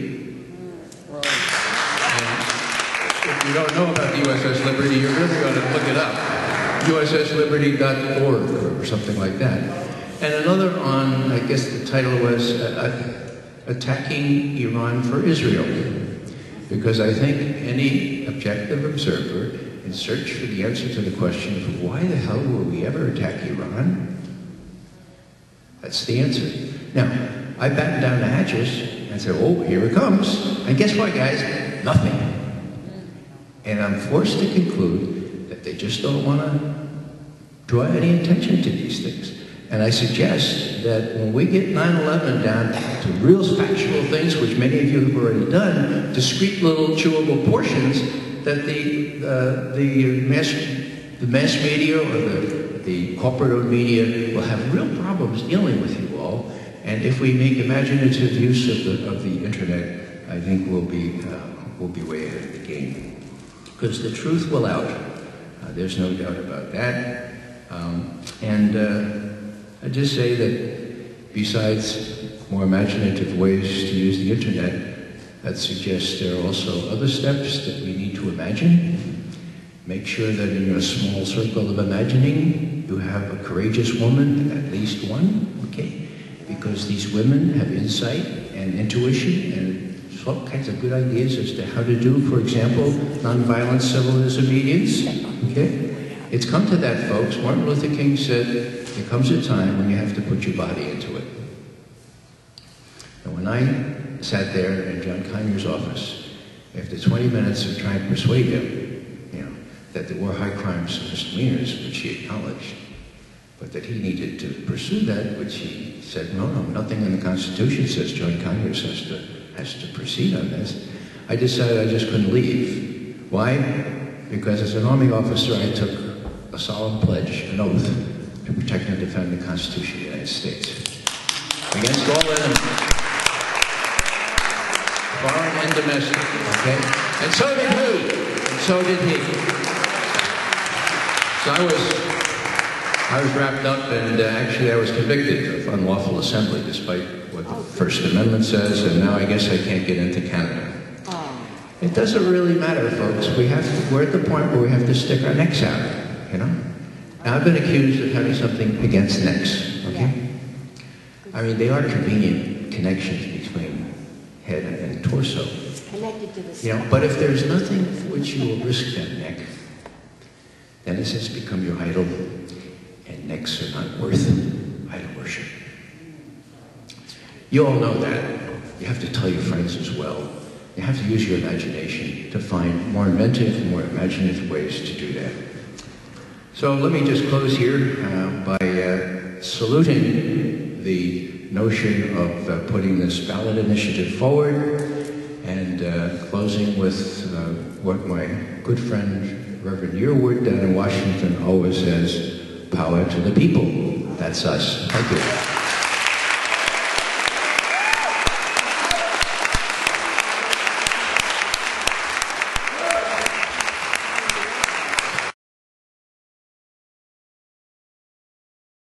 Two films that we've seen tonight. He had the vision, he put together the research along with his team, and I'd like to bring him up. He's got some great news for us, and that he'll be introducing two of the Jersey girls that we're so fortunate to have with us tonight. Please welcome up, where are you? Kyle Hentz.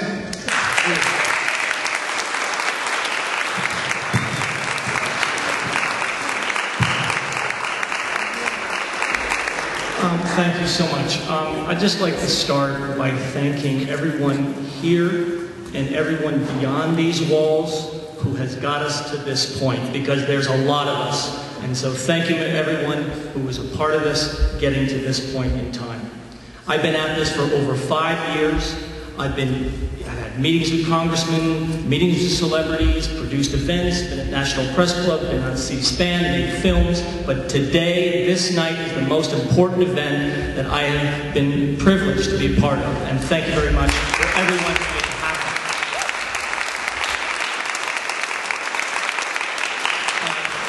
I'd also like to just give some specific thanks. You met Frank briefly, and he spoke briefly. I just want to thank Frank and his congregation. We have a place to gather here at St. Mark's Church. This is critical. We need places to gather. Thank you, Frank Morales, and thank you to those who support this church. Of course, thanks to Jess, who's been a tireless worker and advocate for many years, beginning with going down to ground zero every week, no matter whether it was raining or snowing or what have you, and reaching out to people one-on-one. Just an extraordinarily tireless worker. Thank you, Les Jameson. Also want to acknowledge the steering committee who have been involved with moving forward this New York ballot initiative, and all those who have been part of that process. And particularly Bill Pepper, who you'll be hearing from shortly. Bill has come on board and given this effort a huge boost, and we're very grateful to his participation and all those he's bringing into the picture. Before I have the honor to make an introduction, I wanted to mention a couple of tools that we have and make an announcement. The tools, obviously, you saw parts of both of these. One is 9/11 Press for Truth that I produced with Ray Nowoselski and some others. Took us about 2.5 years. It was a tremendous undertaking. More work than I could ever imagine going in. I never produced a minute of film when I started the process. Ended up wearing many hats and doing many interviews, executive producer, co-producer, writer. But this is a great tool to introducing people to the subject and to building our case. So they are here. This film is making the tour through Europe right now, in Geneva and Paris and Brussels. So people are hearing about this overseas. We hope to do that again every year. In their own words, it's over 2 hours of additional interviews that we did with Patty Kazaza, Lori, Bob McIlvain, Sally and Reagan Hard, and Mindy Kleinberg for the film. So there's a lot more material here. This is also here on the table in the back. Now, I've had the privilege of meeting the author of this novel. It's not yet released. It's going to be released on the 22nd of January. It's called The Shell Game. The author is Steve Shelton. And he's a best-selling author. He's a couple of books. This is a departure from him. He does things like The Loch, about the Loch Ness Monster. He did something about a prehistoric shark. But he got introduced to the material that we're all familiar with. And he wove this material that we're quite familiar with into this novel. It's a cautionary tale. It raises the prospect of another 9/11. Okay? It looks at Iran and the neocons. It looks at the Patriot Act, issues of torture, all woven into a Robert Ludlum kind of political thriller. He is committed to launching a campaign to affect the election next year. We're launching a website called theshellgame.net next month. And if this becomes a bestseller, he will be on the talk show circuit talking about the case for a new investigation. Here is a way to support this novel of getting this in front of people who've not even asked question 1 about 9/11. So I want to encourage everyone to look for this book, theshellgame.net, the website, and to support this work. And we're going to have each issue that the book raises, including 9/11 and the case for a new investigation, on the website with the best resources, links, videos, and so on. So please take a look at that.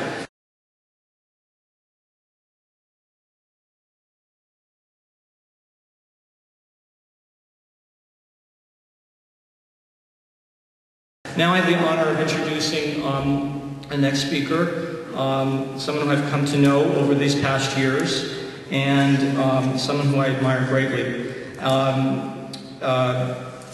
She lost her husband, Kenneth, on 9/11. She was one of 12 members of the 9/11 Family Steering Committee, the principal movers and organizers, the core group that basically made the case for a new investigation and a new commission. Not a new one, the first one. And she's also a member of September 11th Advocates. The steering committee is no longer together. They've been disbanded. But September 11th Advocates continues on. And they are Monica Gabrielle, Mindy Kleinberg, Patty Kazaza, and Lori Van Auken. And Lori is one of the most courageous, eloquent, and intelligent women I have come to know in my entire life, and I have tremendous respect and admiration for her. She is known as one of the Jersey Girls, and I cringe every time I say that, because these are some of the most powerful, eloquent, and courageous women. We have no idea what they have gone through in dealing with what has happened to their lives, and have their lives turned upside down, and have to lose someone so close to them. And yet they continue to press on, and they're with us tonight, and they're joining this campaign, and they should be applauded. And I'm very privileged to introduce you to Lori Van Auken. Thank you very much.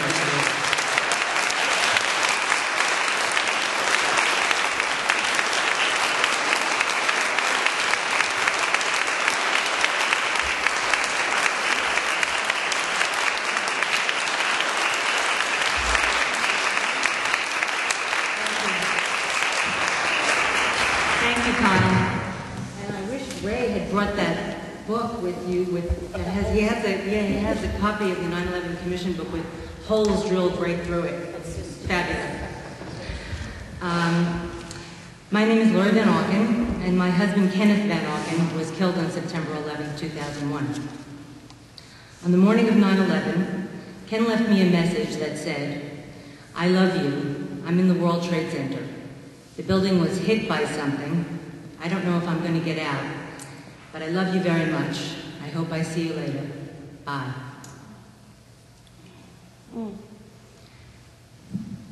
Ken didn't get out of the building, and I never saw him again. From his message, I knew that he had survived the plane's impact into his office building, World Trade Center, Tower 1. 6 years after the event, that's about all I know.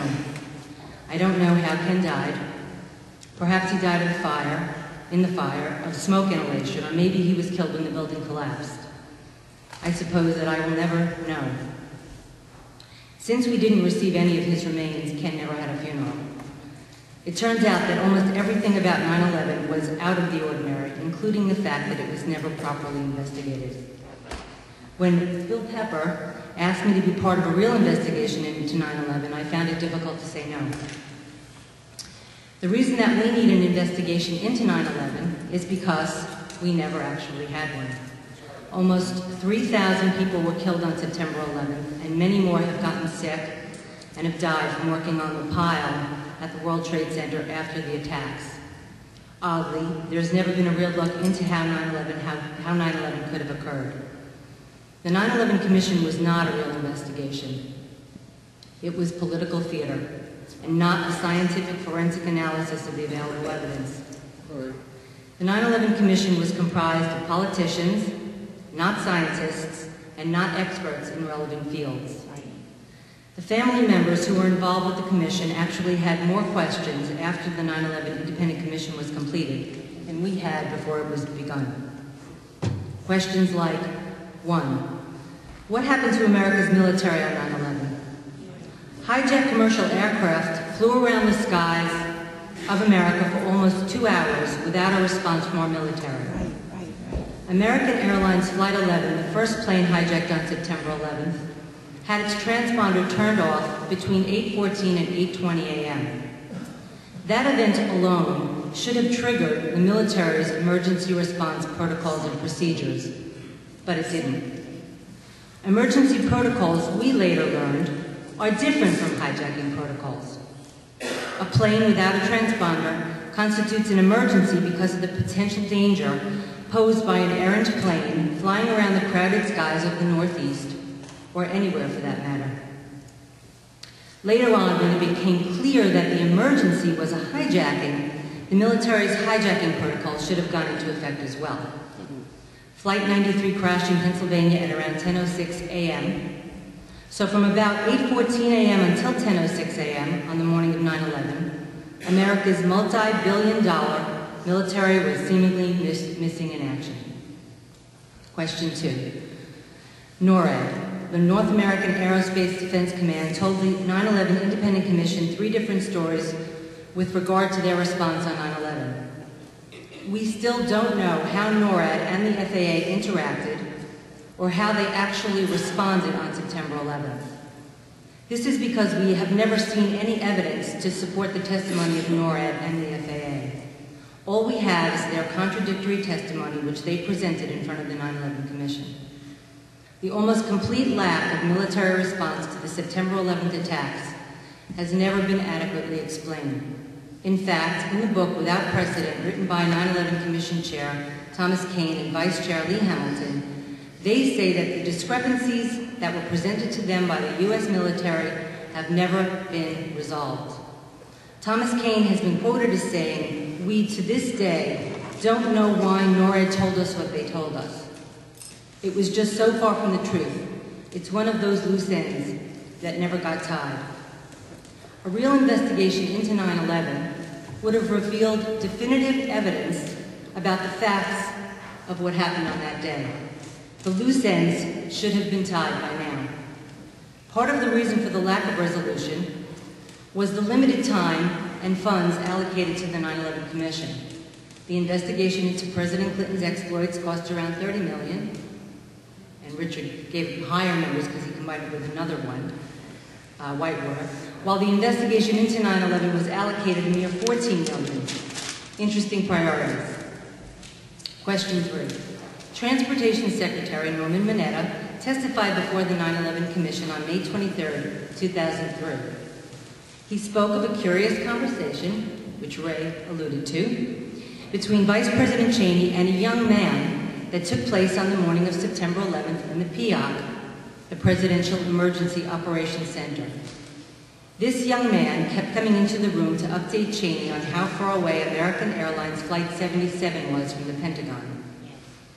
At the 9/11 Commission hearing, Mineta said, during the time that the airplane was coming into the Pentagon, there was a young man who would come in and say to the Vice President, the plane is 50 miles out, the plane is 30 miles out, and when it got down to the plane is 10 miles out, the young man also said to the Vice President, do the orders still stand? And the Vice President turned and whipped his neck around and said, of course the orders still stand. Have you heard anything to the contrary? So what were the orders? Mineta could only speculate because he hadn't actually heard the orders. The only people that would know what the orders were would be Vice President Cheney and this unknown young man. To my knowledge, no effort was made to find the young man and question him before the 9/11 Commission. It should not have been hard to find this young man, as he would have had to have been cleared by the authorities in order to enter the PIOC on the morning of September 11th. It is common knowledge that Cheney and Bush appeared in secret before the commissioners. They took no oath to tell the truth, and no recordings or notes were allowed to have been taken. Nothing about what they said behind closed doors has ever been revealed to the American public. Perhaps they asked Cheney about his orders to this unknown young man, but we will never know. Question 4.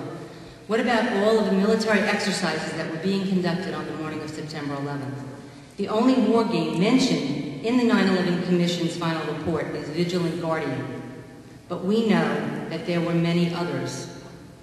At the final hearing of the 9/11 Commission, they played the tape of NEADS, the Northeast Air Defense Sector, asking, is this real world or is this exercise? And we heard the FAA answering, no, this is not an exercise, not a test, recorded after Flight 11 struck the World Trade Center's North Tower, Tower 1. Did the many military exercises cause unnecessary confusion and interfere with the military's response on the morning of 9/11? Shouldn't we investigate that? And shouldn't the commissioners have made a recommendation that would limit the number of war games allowed at any given time? Wouldn't we want to avoid confusing the military into utter uselessness in the future, ensuring that the skies of the United States are protected at all times? Question 5. The Pentagon is probably one of the most protected buildings in the world. At 9:38 a.m., about an hour and a half after the transponder of American Airlines Flight 11 was shut off, the Pentagon was struck by a third hijacked plane. The Pentagon has many video cameras keeping a close eye on the building and its airspace, which is at the heart of America's defense. By the third plane, 9/11 was no longer a surprise attack. How was our military still so unprepared an hour and a half into the attacks? And where is the video footage of whatever struck the Pentagon? Why haven't we been allowed to see it? Why is that evidence still being kept from the American public? If there is nothing to hide, and they're telling the truth, why not release the videos?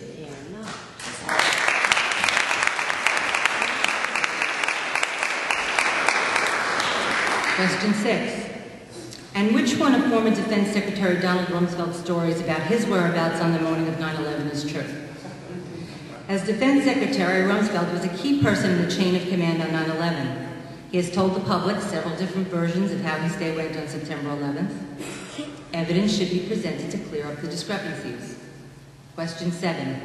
Why did the President of the United States remain in a classroom with elementary students reading a book about goats while America was under attack?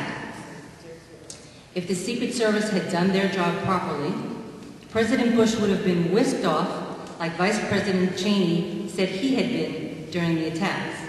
The President's whereabouts were published and therefore public knowledge, and clearly he would have been a terrorist target.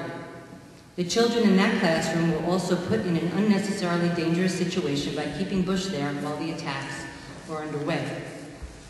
Question 8. A large part of the 9/11 story has been shaped by phone calls made from passengers and flight staff on hijacked planes. Have you ever tried to make a cell phone call from an airplane? No, it's not possible. I have tried many times. I have attempted to place a phone call during takeoff, during the flight, and upon descending. My calls have been unsuccessful. The closest I ever came to having a conversation with someone from an airplane was about a month ago when I tried to call Mindy Kleinberg, another 9/11 widow, during takeoff in an American Airlines plane. We have developed our own protocols. When she flies, she tries to call me, and when I fly, I try to call her. Well, on an American Airlines flight on October 16, 2007, upon my third try, a cell phone connection was made, and I spoke to Mindy for a few seconds before we were cut off. All I had time to say was, "Hi, I'm on the plane." I could not have imparted any meaningful information to her in our very brief conversation. By the way, the American Airlines plane that I was flying on was a 767, and there were no GTE phones in the seat backs of my plane. How did the people who called out from the doomed planes on 9/11 manage to do it? My little experiments have all been failures. Despite our attempts to find out, we still don't know which calls were claimed to have been from cell phones and which were alleged to have been GTE operator calls. This information is a matter of record, easily subpoenaed for. Where are the experts who should have testified before the commission regarding cell phone technology in airplanes? Why is this information still being kept secret? Interestingly, in a little noticed news item released in a BBC News article from 2004, Airbus said that it was planning to put in-flight mobile phone technology on its aircraft by 2006. To make it possible to use a mobile on a plane, Airbus installed a picocell that creates a small mobile cell phone on board the aircraft. Calls via this base station were routed to mobile and fixed phones on the ground via Globalstar satellites. They also trialed several different wireless technologies such as Bluetooth, Wi-Fi, and wideband CDMA. Airbus estimated that by 2006, it will be possible to use mobiles during flights. Wouldn't that suggest that in 2001 the technology for cell phone usage from a plane was non-existent? Question 9. What made World Trade Center 7 collapse neatly into its own footprints at 5:20 p.m. on September 11th? The 9/11 Commission is silent on the collapse of World Trade Center 7. Why? That building collapsed in exactly the same way that World Trade Center Towers 1 and 2 did. But World Trade Center 7 was not struck by a plane. In a PBS interview, Larry Silverstein, the building's leaseholder, said, "I remember getting a call from the fire department commander telling me that they were not sure they were going to be able to contain the fire. I said, you know, we've had such terrible loss of life. Maybe the smartest thing to do is pull it." And they made that decision to pull. And then we watched the building collapse. Wouldn't we all have liked to have seen Larry Silverstein sworn in before the 9/11 Commission in order to explain it?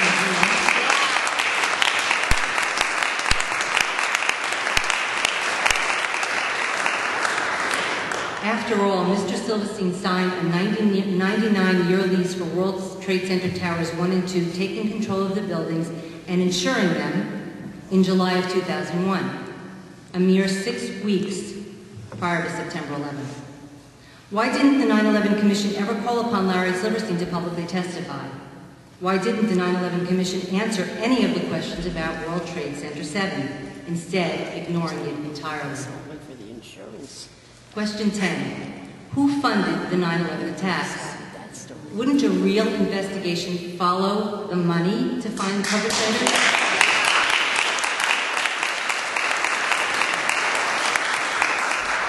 Instead, we were told by the 9/11 Commission that the funding of the attacks were of no real consequence. And for the record, whatever happened to the investigation into the anthrax attacks of October 2001?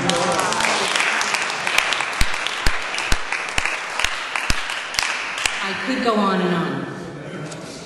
No one has ever been held accountable for the disastrous failures of 9/11. The people in positions such as these are trained to handle emergencies by following established protocols and procedures so that no one has to think about what should be done during an emergency. These procedures are developed and practiced to make them automatic so that lives can be saved. On September 11th, protocols were not followed. Yet no one at any level was said to have been responsible for those failures. The 9/11 Commission told us that it was all due to a failure of imagination. September 11, 2001 has been used as the excuse for almost everything that the Bush administration has done since they have been in office. From launching a preemptive war in Iraq to the hastily passed Patriot Act resulting in the assault on the civil liberties of all Americans, to outrageous economic deficits and extensive military spending which have all been justified by 9/11 and perpetrated in the name of the victims of 9/11, including my husband. I can tell you that Ken would have not supported what this administration has done. Good. We need a real investigation into September 11th that follows all of the evidence, wherever it might lead, and the people that failed to do their jobs should be held accountable. We need a real investigation into the events of 9/11 because without one, the ramifications are dire. Without the facts, the Bush administration was able to falsely conclude that Iraq had something to do with 9/11 and invade that country. Without the facts, the EPA was able to falsely conclude that the air in lower Manhattan was safe to breathe when it wasn't and instructed people to simply vacuum up the hazardous World Trade Center debris from their homes and offices. In short, without a real investigation into 9/11, we get agendas imposed on us that are not in our interests. But most of all, we need a real investigation into September 11th as a first step toward taking America back for ourselves and for the future of our children.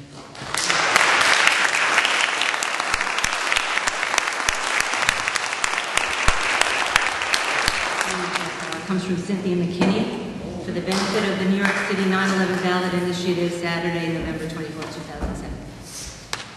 In March of 2002, I raised important questions about 9/11-01. Specifically, I wanted to know how it was that after having invested trillions of dollars in a military and intelligence infrastructure, that it failed 4 times on one day.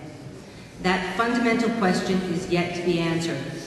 Colin Powell promised a white paper on the subject, and we are yet to receive that white paper too.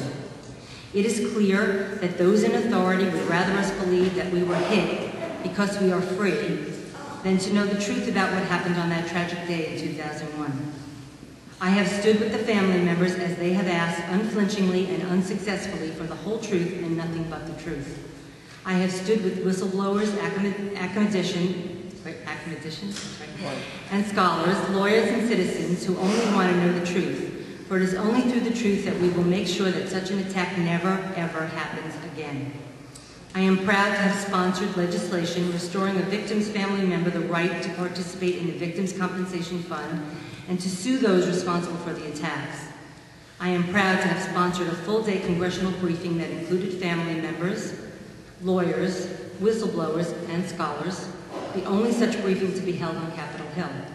I am proud to have authored legislation to repeal the Military Tribunals Act, a direct outcome of the September 11th tragedies, and I am proud to have authored an impeachment resolution against Bush, Cheney, and Rice.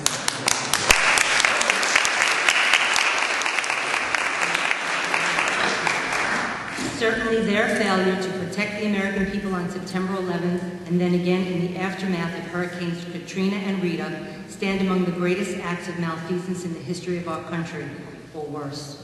Fortunately, the 9/11 Truth Movement has become as international as were the ramifications of that day. I am confident that one day we will know the truth. Despite the obstructions and the obfuscations, we will know the truth. And our country and the global community will be safer for it. That's from Cynthia McGovern.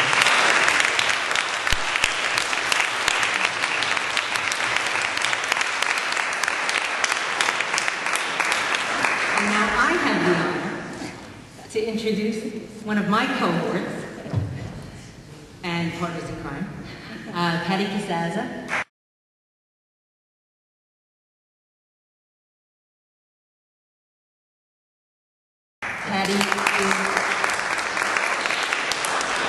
Patty was seen on the film. She's very well spoken and speaks her mind. She's also one of the September 11th advocates and one of the members of the Family Steering Committee, and I'm very proud to call Patty my friend.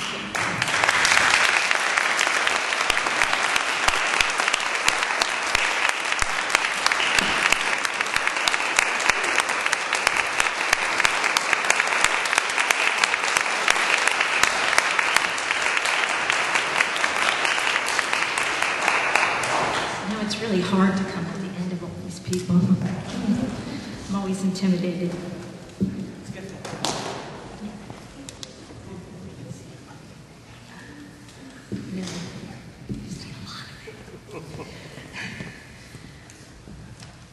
On the morning of September 11th, I was home. I was home from school. I was in the last throes of nursing school.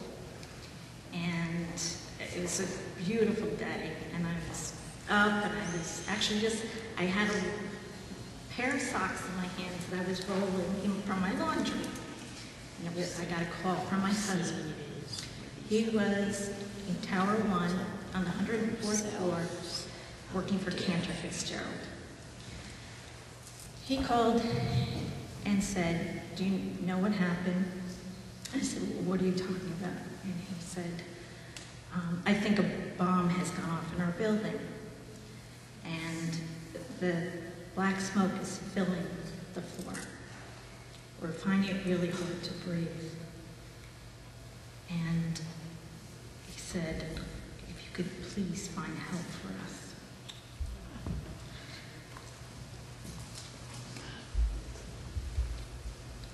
Obviously, that morning there was no help for those who were above the plane crashes. What I told him was, "John, you're a good man. If anybody's ready, it is you." And I meant that so sincerely. All he could do was sob after that and say, "I love you. Tell my son I love him. Tell everyone I love them." It was the best gift anyone could have ever given me. I mean, somebody on their deathbed calling you to tell you that they love you.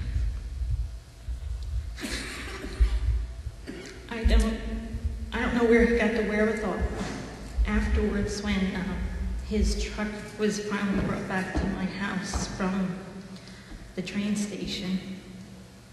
I looked inside and there I saw his cell phone on the seat. He actually found a phone that worked and made that call before the building lost all power. I stood probably much like Lori did that day. Afterwards, I don't even know how the phone call ended. He did ask me to get help, so I imagined that's where it went. And I didn't have to make calls. People were calling me. There was no help. But we stood watching the events unfold, watching that building with my husband in it, just engulfed at the upper floors in waves and waves of smoke. He had actually bought that Christmas for the guys on his desk. He was a government bond trader. Those evacuate hoods, because he remembered in '93 that people suffered from so much smoke inhalation trying to get down the stairs. And now, of course, I wondered, did they try the hoods? Did they not try the hoods, knowing that no one else around them would have those precious moments where they could still breathe? I would imagine now. That's the kind of guy he was. But, and then afterwards, as again, watching the building and then seeing incidents with the president sitting in a classroom, sitting, reading to second grade children while thousands of people were potentially dying. Those buildings generally have about 50,000 people going in and out of them throughout any given work day. The potential calamity was just enormous. And there he sat.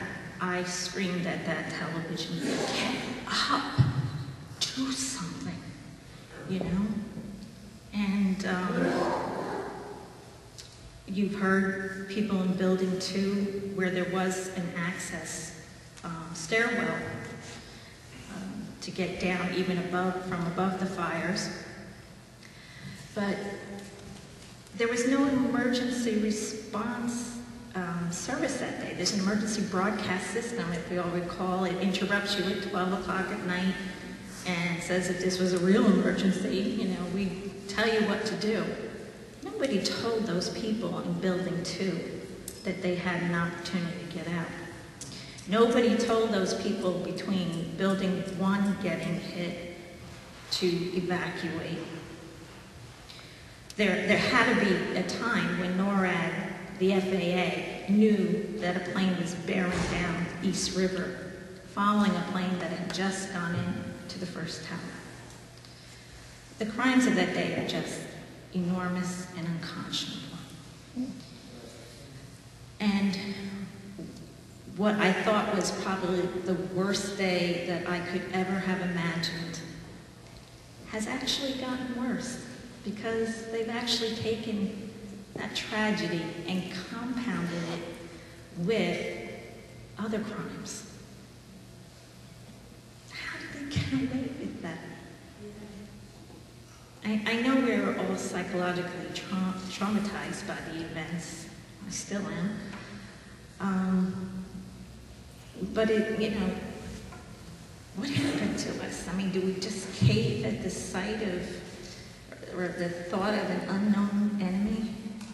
And that anybody who possibly, you know, with the authority and a gun on their backs is going, you know, we had to kowtow to them to continue to protect us. They didn't protect us. So why are we still following them?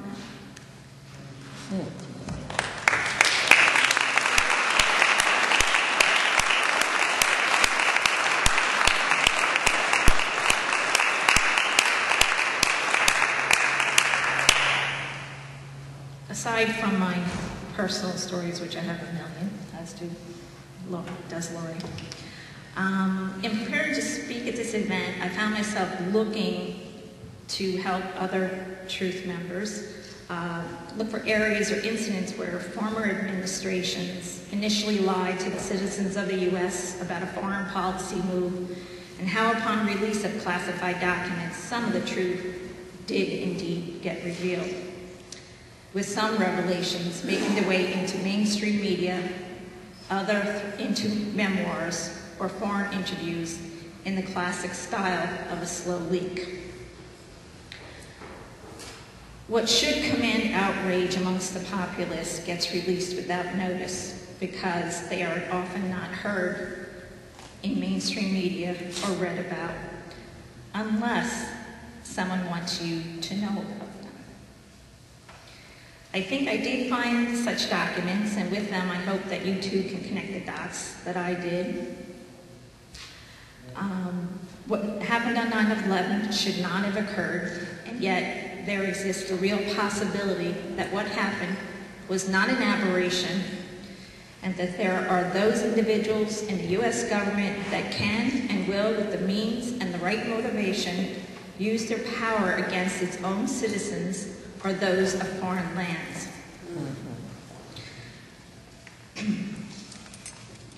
The examples that I came across hopefully bridge for you events and people from past administrations with the events of 9/11.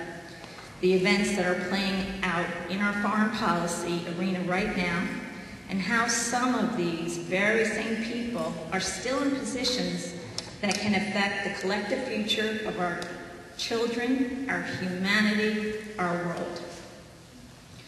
One of the significant players in our foreign policy arena was Zbigniew Brzezinski, a Republican, the former National Security Advisor to President Carter, a Democrat, as well as he was an advisor to John F. Kennedy, Lyndon Johnson, Hubert Humphrey, and Jimmy Carter. He was also the first director of the Trilateral Commission and on the board of the Council on Foreign Relations. Currently, he is a top foreign policy advisor to Barack Obama campaign for presidency. Mr. Brzezinski wrote an article that was published on March 25th of this year in the Washington Post titled, "Terrorized by a War on Terror." In this article, Brzezinski, without mincing any words, criticizes the Bush administration's constant reference to a war on terror, describing it as having accomplished one major objective. It stimulated the emergence of a culture of fear. Fear obscures reason, intensifies emotions, and makes it easier for demagogic politicians to mobilize the public on behalf of the policies they want to pursue. This from Brzezinski, the policy decision maker, author of the 1997 geopolitical book, The Grand Chessboard, who described the Middle East and Central Asia as being strategically fundamental world energy suppliers, and subsequently the regions where global conflicts were going to be played out in the years to come. He stated in that book, in brief, for the United States, Eurasian geostrategy involves the purposeful management of geostrategically dynamic states and the careful handling of geopolitically catalytic states in keeping the twin interests of America in the short-term preservation of its unique global power and in the long run transformation of it into increasingly institutionalized global cooperation. To put it in terminology that harkens back to the more brutal age of empires, the three grand imperatives of imperial geostrategy are to prevent collusion and maintain security dependence among the vassals, to keep tributaries pliant and protected, and to keep the barbarians from coming together. I kind of thought that was us. He also went on to say that without an external threat, that it would be more than difficult for the United States to execute an imperial strategy that would involve a military action to seize and control the energy reserves located in those regions. He specifically states, moreover, as America becomes an increasingly multicultural society, we may find it more difficult to fashion a consensus on foreign policy issues, except in the circumstances of a truly massive and widely perceived direct external threat. Such a consensus generally existed throughout the world, World War II, and even during the Cold War. To me, the combination of those two statements were very reminiscent of a paper written by members of the think tank organized in 1997, which was called the Project for the New American Century, in which the paper that they wrote was titled Rebuilding America's Defenses. The paper, written in 2000, was prepared by 27 individuals, including several members of the current Bush administration and other well-known entities. For instance, Dick Cheney, Scooter Libby, Donald Rumsfeld, Paul Wolfowitz, Jeb Bush, Dan Quayle, and Zalmay Khalilzad. In this paper, they outlined their imperial strategy, which has practically become the blueprint for Bush's foreign defense policy, and acknowledged with the following statement. Further, the process of transformation, even if it brings revolutionary change, is likely to be a long one, absent some catastrophic and catalyzing event, like a new Pearl Harbor. They're beginning to sound a lot alike. Again, in my mind, 9/11 was, of course, just such an event, and mobilization into Afghanistan and Iraq have occurred, and if the Bush administration can make a successful push into Iran, just maybe another item on its to-do list can be crossed off. But going back to Brzezinski's March 27, 2007 article, it would seem that perhaps this old policymaker's view of Bush, he views that Bush has maybe gone too far with moving into Iraq and making plans for Iran. Apparently, he was okay with the move into Afghanistan. With regard to Iran, Brzezinski testified before the Senate Foreign Relations Committee on February 1st of 2007 and stated his misgivings about Bush's foray into that arena and ventured a scenario that might get played out if we militarily intervene in Iran. Brzezinski states that a plausible scenario for a military collision with Iran involves Iraqi failure to meet the benchmarks, followed by accusations of Iranian responsibility for the failure. Then, by some provocation in Iraq or a terrorist act in the U.S.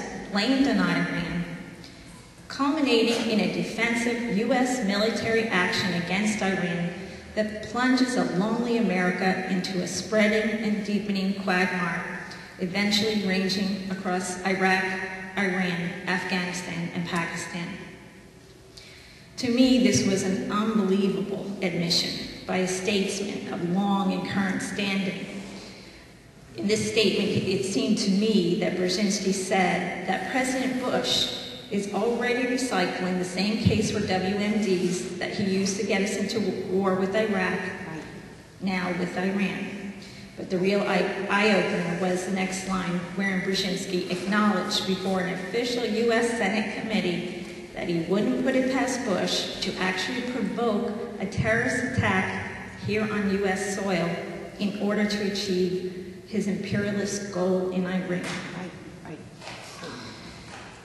And yet, while Brzezinski was going on about Bush's misdeeds with regard to foreign policy, he neglected to reveal or relate any of his own. One such misdeed appeared in the French publication, La Nouvelle Observatoire, I do not speak French, back in January of 1998. In his own words, Brzezinski went on to answer questions relating to his role in aiding the Mujahideen in Afghanistan 6 months prior to Soviet intervention while holding the position of the National Security Advisor to President Carter. He says, according to the official version of history, CIA aid to the Mujahideen began in 1980. That is to say, after the Soviet Army invaded Afghanistan, the 24th of December 1979. But the reality, closely guarded until now, is completely otherwise. Indeed, it was July 3rd, 1979, that President Carter signed the first directive for secret aid to the opponents of the pro-Soviet regime in Kabul. Yes. Those Mujahideen of yesteryear are the Taliban today, the supposed terrorists behind the events of 9/11. This is your government, one that will use fear to gain its political and geostrategic goals, one that would lie to its own people about the need to go to war, one that would bait a nation into a war to achieve domination regardless of its long-term consequences, one that willingly gave arms and advice to future terrorists, essentially creating Islamic terrorism. One that under the leadership of some presidents, the U.S. might actually provoke an attack on our soil or on that of another nation and blame it on yet another nation, of course, of our choice. And then, in the end, when Brzezinski was asked about whether he had any regrets, considering the outcome, the Mujahideen becoming our Taliban and supposedly attacking our nation, he said no, he had no regrets. I mean, these are the people that are leading our nation, leading the world. Well, this is why we need a new 9/11 investigation.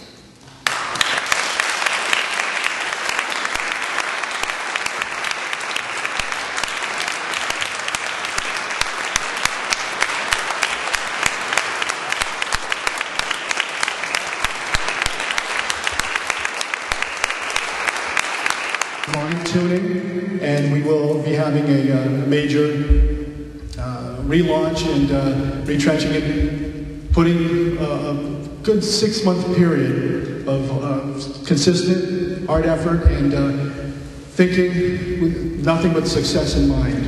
Okay, like when a football team puts together strategy, what do they see? The goalposts, right? The goalposts, and that's what we are looking at.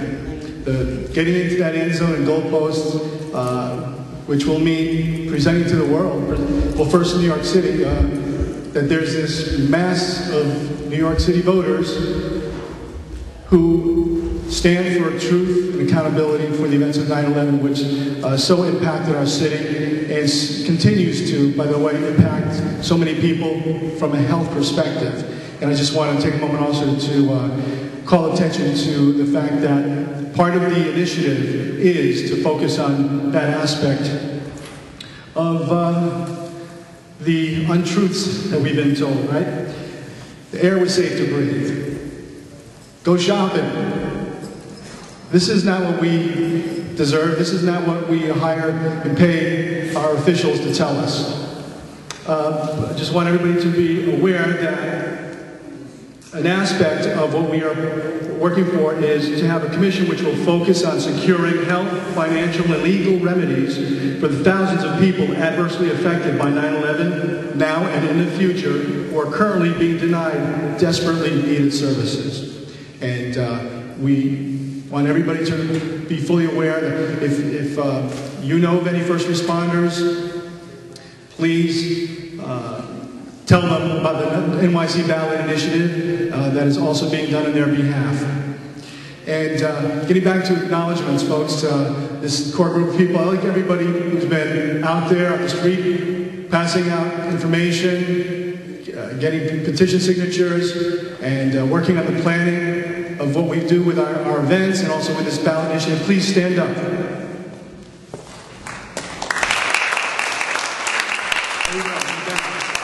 In the back.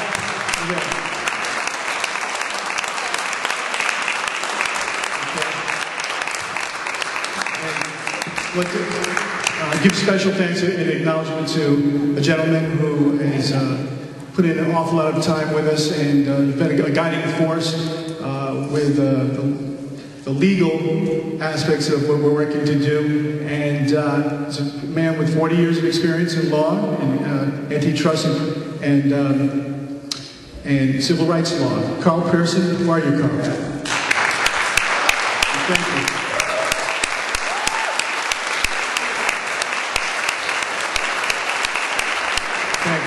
We wouldn't be here without you. And next, I just want to move on to this statement by David Ray Griffin, and I just advise everybody to read every word this man has written about the analysis of 9/11. Okay? This is a statement for the benefit for the NYC 9/11 ballot initiative, Saturday, November 24th. 2007, he goes on to say, the prospects for a new independent 9/11 investigation through the NYC ballot initiative is very promising. The voters of this great city, which were so traumatized by the cataclysmic events of that day, have a powerful opportunity to create a legitimate and impartial investigation, which is of the utmost importance in our history. It's imperative. Everyone should realize there are an overwhelming amount of details which call the official investigations into question. The 9/11 Commission report and this report have been thoroughly analyzed and, to be candid, found to be filled with errors, omissions, and outright lies. Instead, we've been asked by the government and media to believe what amounts to flimsy theories that the government had no idea we'd be attacked. There was a wide array of military intelligence failures. 3 steel frame buildings collapsed in a virtual freefall due to relatively small fires. The Pentagon was attacked in an acrobatic flight maneuver by a pilot who failed a Cessna test.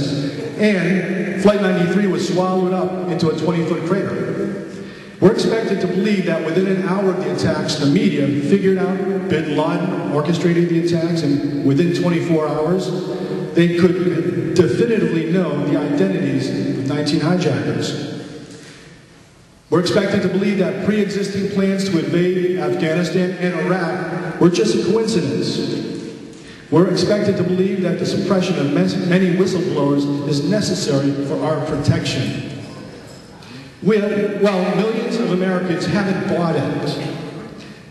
These aren't just your usual radical activists. At this point, thousands of people who are academics, architects, engineers, scientists, military vets, retired intelligence professionals, and pilots, even some theologians such as William Sloane Coffin, prior to his death, and myself, have challenged the official version.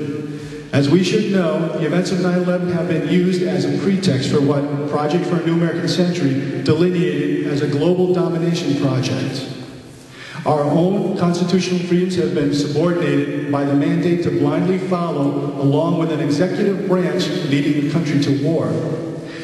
This has resulted in the use of high-powered manipulation tactics to rationalize increased military budgets, domestic wiretaps, torture, detention camps, politicization of the judicial system under Alberto Gonzales, and arrests without due process.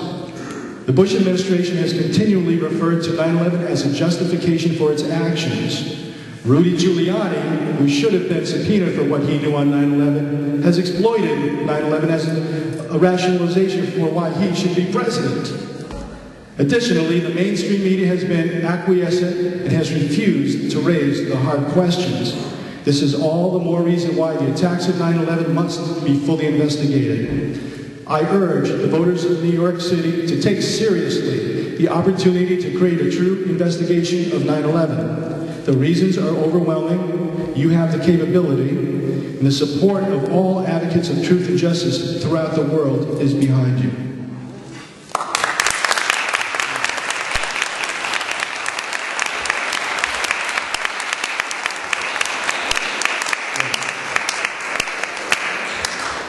Again, read every word. David Ray Griffin.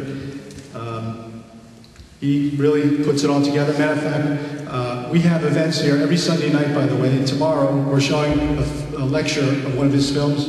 a film of one of his lectures that's called 9/11 Myth and Reality. And he has a new one out, which we're showing in 2 weeks, called Let's Get Empirical. Yeah, it's really great. Okay. Folks, another leading force in the ballot initiative and the whole effort that we are embarking on is our next speaker.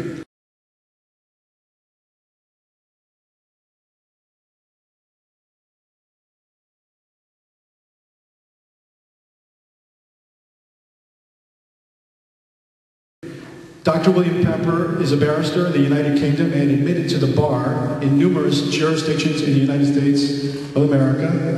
His primary work is international commercial law and practices international human rights law from London. Dr. Pepper convened a seminar on international human rights at Oxford University. He has represented governments in the Middle East, Africa, South America, and Asia. Dr. Pepper has lectured at many universities and has been interviewed on many major news programs. Was a friend of Martin Luther King in the last year of his life. He represented James Earl Ray, attempting to get him the trial that he never had. Dr. Pepper then represented the King family in a wrongful death civil trial, which was the King family versus Lloyd Jowers and other unknown co-conspirators. During a trial that lasted 4 weeks, he produced over 70 witnesses, and the jury took less than an hour to find in favor of the King family. He's the author of 4 books, including An Act of State, The Execution of Martin Luther King Jr. Please welcome William Pepper.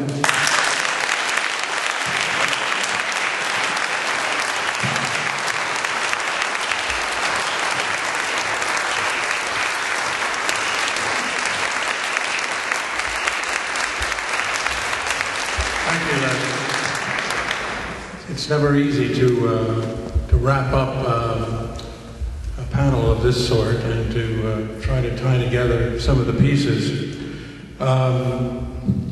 Let me, first of all, compliment everyone who's put this program together this evening, particularly the core group who've been introduced to you from New York City and the work that they have done. I think that without people of this sort and who are working across the country, this effort would not be where it is today, and how it is growing is all on account of that kind of dedication, and it's very important. I spent about 4 hours with Nicolas Maduro after he spoke to the United Nations General Assembly, and we spent about an hour and a half of that time on 9/11. Nicholas has been a friend for many years, and I knew him before the President appointed him foreign minister when he was President of the National Assembly. He has the largest library of 9/11 materials in Latin and South America. And he said to me, William, whenever you go anywhere in this country and you speak about 9/11, let all of those audiences know that we are behind them, that we support the effort for a new investigation, that we very much want to see the truth come out with respect to that, and the we, of course, includes President Hugo Chavez.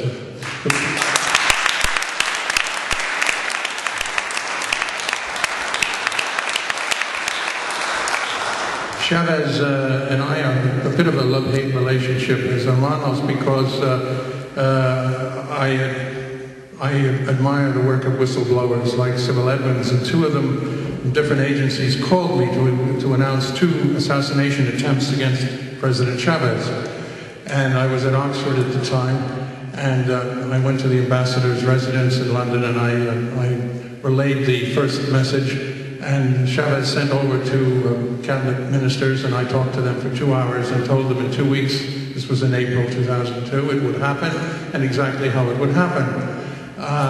And I believe that the source was accurate. And they listened very politely, and I went back to Caracas, and they told the President, and he, for whatever reasons, they didn't believe a word of it. Well, of course, the coup then took place exactly within a 2-week period, and he was meant to be executed, and the soldiers kept refusing in the 4 barracks where they moved him to kill him. He comes back into power in 48 hours and calls the ambassador and insists that I come. So I went to Caracas and spent quite a bit of time with him. The second time I was given a whistleblower tip, and there's so many good people who work in government, as I'm sure Ray knows, who are very uncomfortable with what they have to endure. The second time that I got the tip, he believed me, and certain changes were made in his travel schedule. But they follow, the Bolivarians do, they follow this movement very carefully in Venezuela, because they have experienced so much of the pressure and the arrogance of this government and others before it. The people with whom I've spoken about 9/11 since I've become involved, and I'm not really, I'm humbled and proud in a sense to be here with people like Laurie and Patty and others who have done investigative work, because I've done no investigative work on 9/11. But I want to encourage them all to continue to do this, because it's essential. It's essential not to save this republic. In my view, the republic is finished. It's essential to help build a movement to reconstruct the republic. We have to reclaim it from the ashes.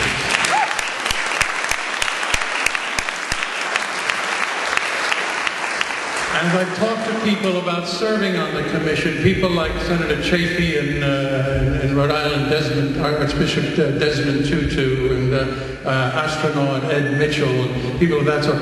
Without question, they support the necessity for looking again at all of these issues. Senator Chafee said he felt ashamed to be a member of a governmental body of this country when that commission was conducting its work. He said it was a farce, and he felt ashamed. And of course he will do anything necessary to try to help this go forward. Desmond Tutu, after he blessed me, because he blesses people very, very readily when he speaks to them on the phone, said this work must go forward, and we must do everything we can do to bring out the truth, because from 9/11 came so much disaster to humanity on this planet as a result of those events. So it must be exposed fully. But let me spend just a brief time to put 9/11 in an American context, because we often swallowed up in the anxiety and in the emotion of the moment of this terrible event here in New York City. Don't see it in a broader picture of American history and the actions of this state, and these settlers and these people over many, many years. 9/11 does not stand alone. 9/11 is part and parcel of a whole history of manipulation, of arrogance, of control and domination and oppression.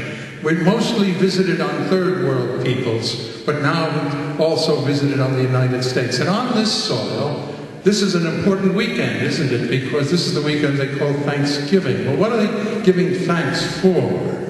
What is Thanksgiving all about? Well, Thanksgiving, traditionally, back into the time of the Sumerians, 10,000 years ago, they started with giving thanks for a harvest. That's what this Thanksgiving is all about. It was giving thanks for the harvest. Well, in 17th century America, it was different.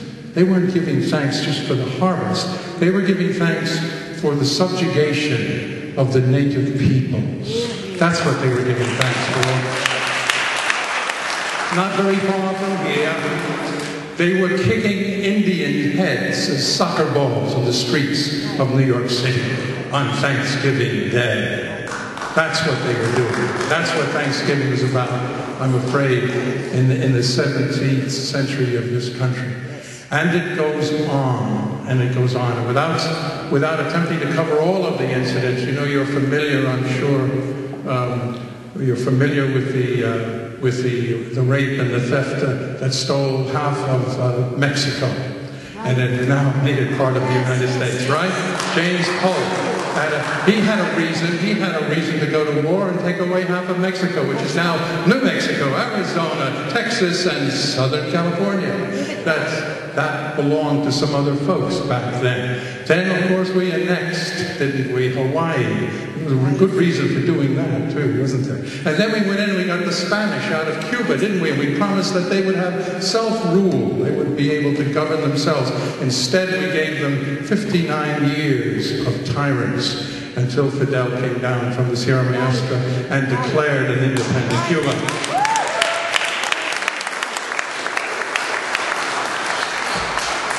1917, and the Russian Revolution, in comes the fear of communism, of course, and particularly black people. So they started, military intelligence back in those days started surveilling black people in America. It was amazing. Dr. King was startled to find out that his family was under surveillance back in the second decade of the 20th century, because they didn't trust blacks. They thought blacks were prey, could be taken over by the communists. So they had to be under surveillance, and Eugene Debs, he didn't say the right things. He spoke about socialism, he spoke about cooperative living, and that didn't work in an individualistic capitalist society, so what happened to Mr. Debs? They put him away for 10 years, didn't they?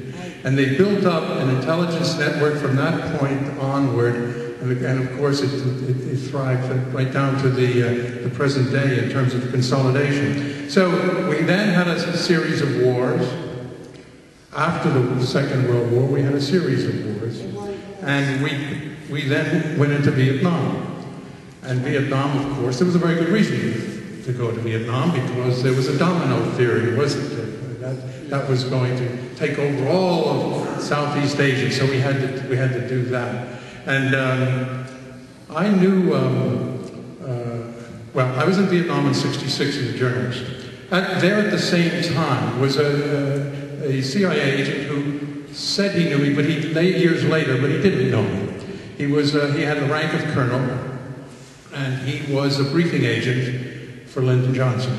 And he would come back every 2 weeks, and he'd go and he'd brief President Johnson on the war. And he kept telling him that this is the wrong war. We should get out of here, Mr. President. This is ridiculous. We're losing American lives and treasure. And this is a nationalist revolution. And you have to leave. You have to get out. And he kept saying that every time he came back.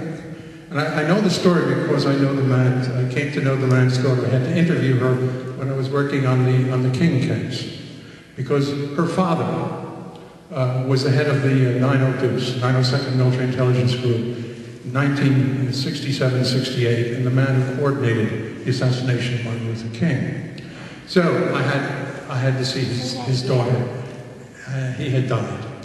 And she told me the story about him, about how he used to pound on Johnson about the war. And finally, one day, Johnson pounded the desk and said to him, "John, I can't get out of this war. My friends are making too much money." That's what it's all about. It's all about money, regardless of anything else they tell you. She said he came home from that afternoon's briefing of the president, and he said to his wife, "Pack your bags, we're going to Canada." And he had himself assigned to Canada, right? Off he went. Johnson would call the house once or twice, and we said, "Where's John?" No, he's on special assignments. And he wasn't having any more of that. But he did come back the next year and took up the 902s under William Yarborough and did what had to be done in terms of his perceived threat that Martin Luther King gave to the national security of this country. But it was an interesting revelation in terms of war and the perspective and the perception of war by someone such as him. You know, so we had weapons of mass destruction in Iraq, and we went in there, and of course we're going to get out of there. And the Democrats, as well as the Republicans, said, eventually we will get out. The Democrats want to take it. Who are they kidding? They're not going to get out of there. Why are they building four major, permanent, $250 million each military bases in Iraq, and we're going to get out? Why are they spending $500 billion on an embassy if we're going to get out of there? There's no getting out. There will be the cosmetic withdrawal and all of that, but there's no getting out. Iraq we've been about oil and geopolitical location. It is the base to replace the Saudi Arabia, where we've now abandoned. It's the Middle East bastion for American imperialism. We're not going to leave Iraq. And it's nonsense. It's nonsense. And the media perpetuates this. Forget the media. Write them all.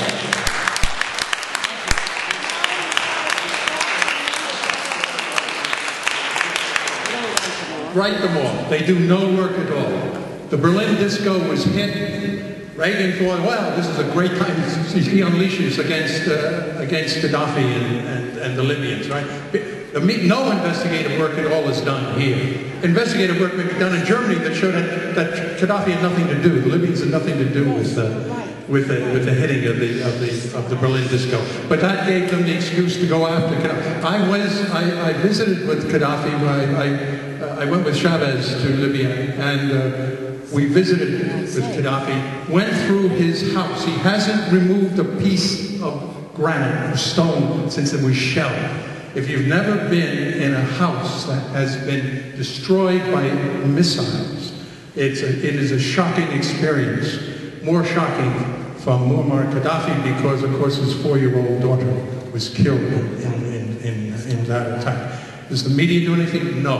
Carl Bernstein taught us 30 years ago that the agency has over 400 agents at that time in major news publications, radio, television stations, and are the largest publishers around the world in terms of their ownership of people. He said they have 12 on the Times. The New York Times given 12. Sulzberger and Dulles made a deal in '59, and Sulzberger gave Dulles 12 slots in editorial management reporting on the Times. Over the years of my work in the think tanks, I've been able to figure out who some of these people are. And some of them are very deep cover, and they rotate. So it makes it sort of difficult after a period of time. But if you think for a moment that anything that is contrary to the commercial and the powerful money interests that dominate this country is ever going to get published in any degree, unless there is an ulterior motive, it's not going to happen. When they were bombing Afghanistan, somebody in the World Food Organization said, Bill, can you please get a hold of somebody in a major publication and tell them, write a column, stop the bombing for 2 weeks. We want 2 weeks.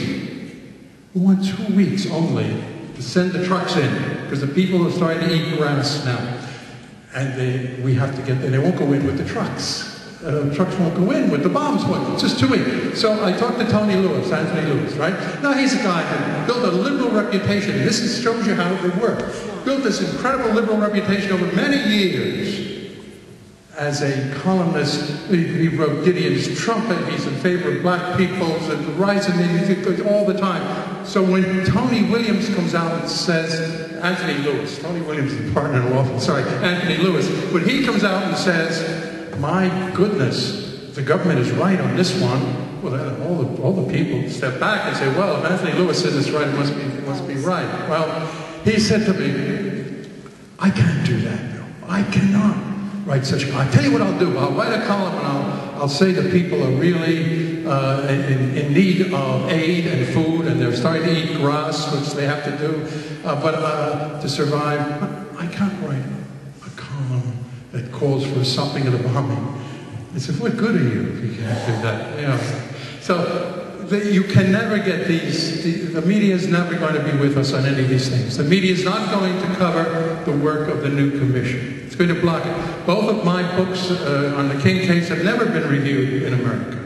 Never been reviewed in America, been blocked. I've had people on major stations and NBC names and others whom you would know, say it's not worth our while to have you on. It could cost us our jobs.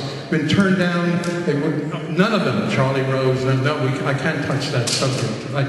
Because it involves posse comitatus. It involves the use of the military in domestic affairs, which until very recently, and Catherine has pointed out some of the legislation, very recently been wiped out. Hundreds of years of prohibition of the use of military in civil disturbance in this country has now gone. For the defense authorization, it's gone. Forget about it. So they will not print any of this. The only hope for the new commission's hearings being covered, in my view, and there is a hope, there is a possibility there, is C-SPAN. But if C-SPAN will cover it, and it's up their alley, and sometimes they do these things, if they would cover it, it will go around the world. And even if they won't cover it, you will bet from Europe there will be an influx of enormous coverage, and it'll be live by satellite, the Europeans. So that's the only way we're going to get it covered. Not through the Times, not through any of the mass media, certainly not through CNN. Telesur, which is the 24-hour news program that Chavez and Kirshner and others have started in South America, they of course will cover it, and they'll cover it live. But not the American media. Not the American media at all. That's a tirade. Now, what's going on here at this point in time is scary, because the control that is being exerted behind the scenes in the legislation, some of which Catherine mentioned, that's going through, shows me that this government is afraid. They are fearful. H.R. 1955, which has just been passed, by 400 votes in the House of Representatives, is the most draconian piece of legislation in my lifetime. It's unconstitutional on its face, but by the time that works its way through the courts, hundreds and hundreds of Americans will be picked up, can be locked up, denied counsel, denied due process, denied habeas corpus. 1955 is going now to the Senate. 1955, H.R. 1955, provides that no one, it will be a crime, it's an anti-domestic terrorism bill, that no one can speak out in any way against the government of the United States with respect to its conduct of war, particularly the war in Iraq, but war and foreign policy. This is the Harmon bill that has gone through. It has to do with homegrown terrorism and other purposes. It makes it a crime to advocate or promote an extremist belief system in furtherance of political or social objectives. That's the actual language of this legislation. And it's gone to the Senate now. It's gone to the Senate. My sons have said to me, you got to come back here. You got to get out of there because you know, this is obviously, they're there. They're getting ready to target people. Why are they doing this? Why has KBR got this contract last February to construct concentration camps around the country? Refurbish over 600 in various states and build new ones. Supposedly, it's for an influx of illegal immigrants, and they need a place to put them. Well, what is the influx of illegal immigrants in the states of Maine, Vermont, New Hampshire, Connecticut? It's absolutely absurd, isn't it? But of course, we're living in this world of virtual reality. And does the media say anything about this? Did the media report in any degree of accuracy the H.R. 1955? No mention. This is not something that is to be covered. When it goes to the Senate, I believe Barack Obama is on the committee that will hear it. It'll be very interesting to see how he votes on this, because the Democrats are frightened to death that they will be called soft on terrorism. So that's what they say. So they're voting for everything that goes through. Forget the Democrats. Forget them.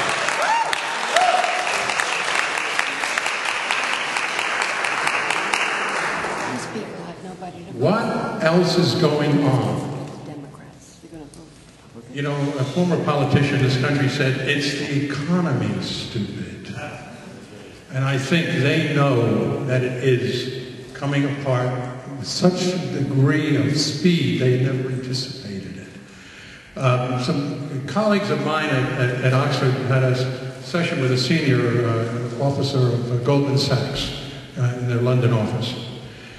And he said, look, it's all over. Within a year and a half, we're going to be back in 1929. The debt is really about $1 trillion. It's about 300 billion in terms of mortgages, but then you're going to add credit cards, personal loans, derivative guarantees. The whole debt is about $1 trillion. It's all over. The ripple-on effect is going to destroy this economy. The dollar today, of course, is virtually in free fall. So they see this happening. Now, when this happens, you know, 70% of the GDP in this country, 70% is consumer spending. Right. What's going to happen with people losing homes and no longer credit cards, can't pay their loans, being pushed into bankruptcy? How much consuming are they going to do? How much buying are they going to do? Now, what's the effect on Walmart when there's nobody buying? What's the effect on the whole retail industry? And then, what's the effect in China when they have this enormous inventory of manufactured goods that are no longer capable of being sold to the United States? And all our it's going down. The Japanese private investors have about $500 billion in investment, mutual funds and investments that they make. It's all coming out of the U.S. markets now. It's going into Asian securities. It's coming out. So it's a worry around the world what's happening. These people know it. They also know that there are great numbers of middle-class people who are soon going to be on the ranks of the poor. They're not going to have the lifestyles they're used to. They can't even sustain them as they did back in the 70s by puffing up the credit cards, because those are going to be gone. So now, it's going to be an angry mass of people emerging in this republic. I think they're gearing up for the potential declaration of martial law in America. And I think that's really what all this is about. And I think we have to be very clearly aware of that. In many ways, with respect to the 9/11 Commission, we're in a race against time. Because we have to get this thing off the ground. The Sachs guy thought maybe there's about a year and a half to 2 years. We have to get it off the ground. So, when the people wake up, when they're no longer traumatized by fear, there may well be another type of terrorist attack. There may well be a trigger for going after Iran. I think it is very likely they will go after Iran. That's one way of diverting attention from what is going on here, what is going on in people's lives, what's going on in terms of the questioning of the war.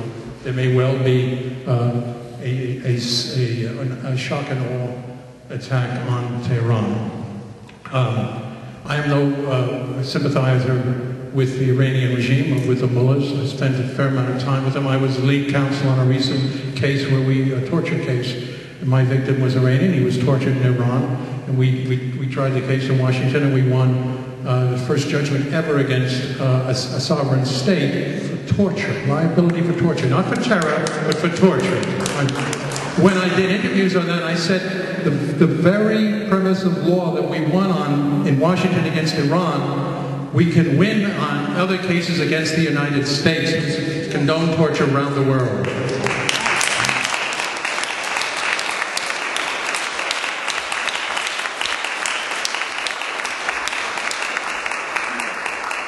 So the issue becomes ultimately how to reconstruct the republic, how to rebuild it as it collapses really into itself, which I think is probably going to happen.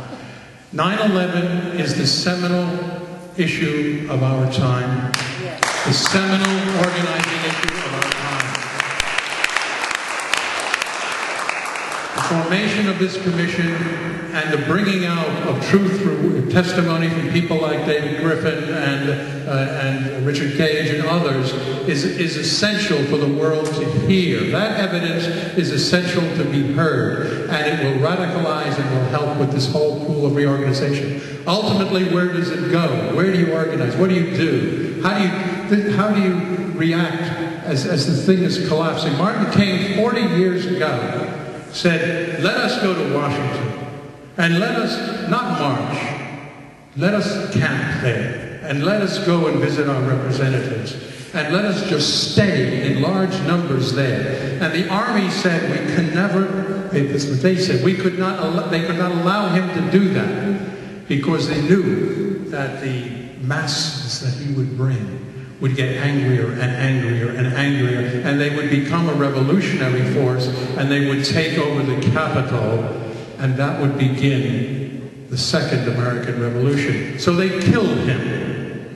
And because Martin made the mistake, and none of us were, it was very close to him that last year, but never close enough to say to him, Martin, there's no successor. There's no successor in terms of leadership. Something happens to you. And something happened to him, and there was no successor, and the movement died.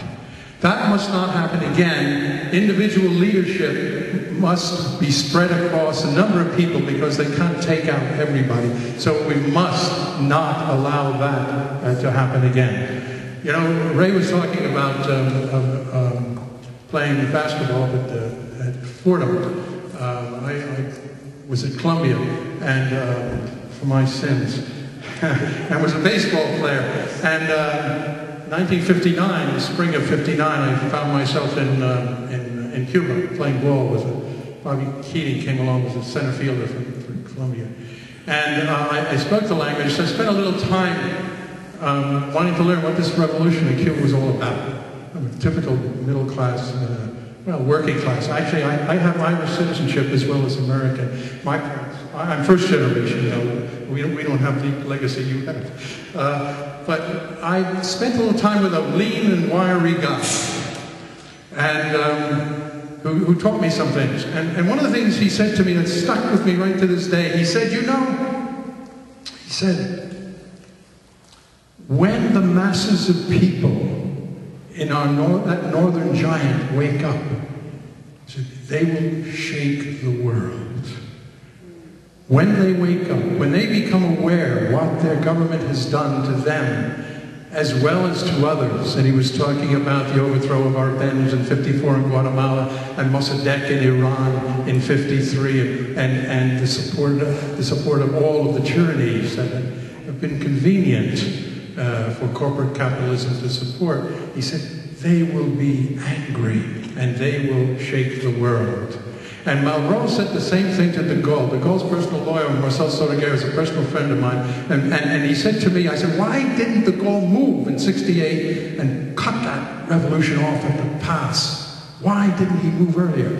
He said, Malraux told him, Charles, once poor people listen and understand, he said, it's a force against nature. You can never stop them. You must be very, very careful.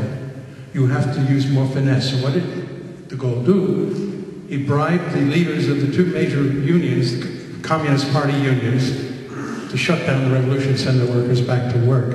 He didn't move on the marchers or the poor. He moved on used the communists. Because the communists have been major anti-revolutionary forces throughout the world for a very long time. So I think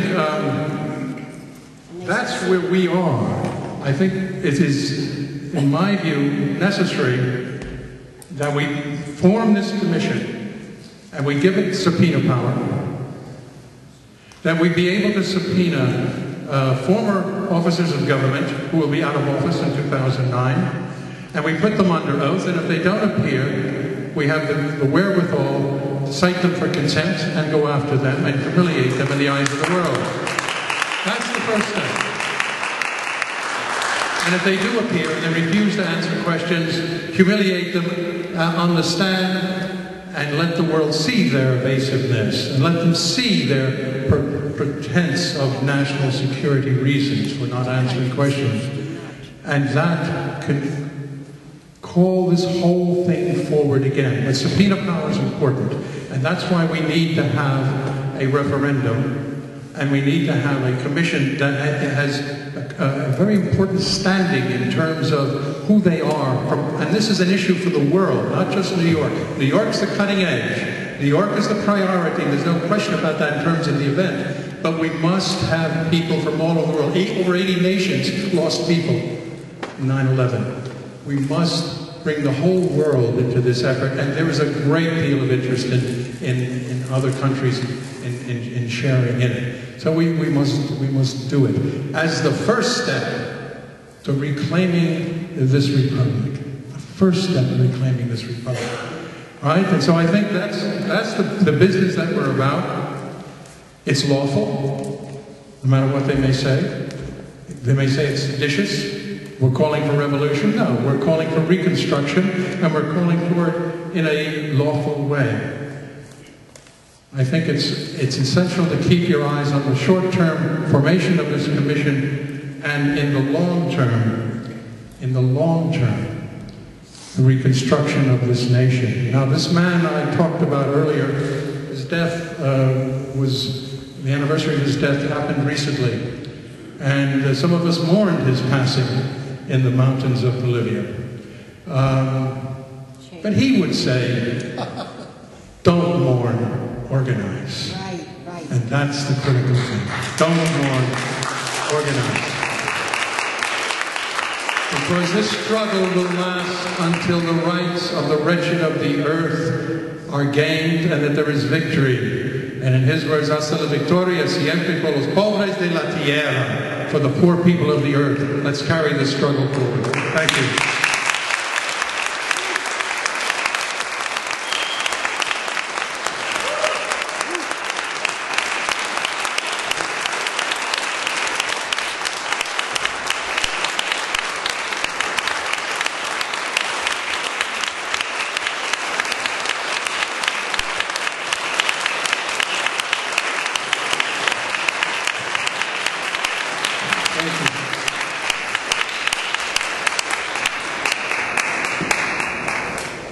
I would like to make another acknowledgement, folks, for a very valuable member of our community, the truth community, and a person who is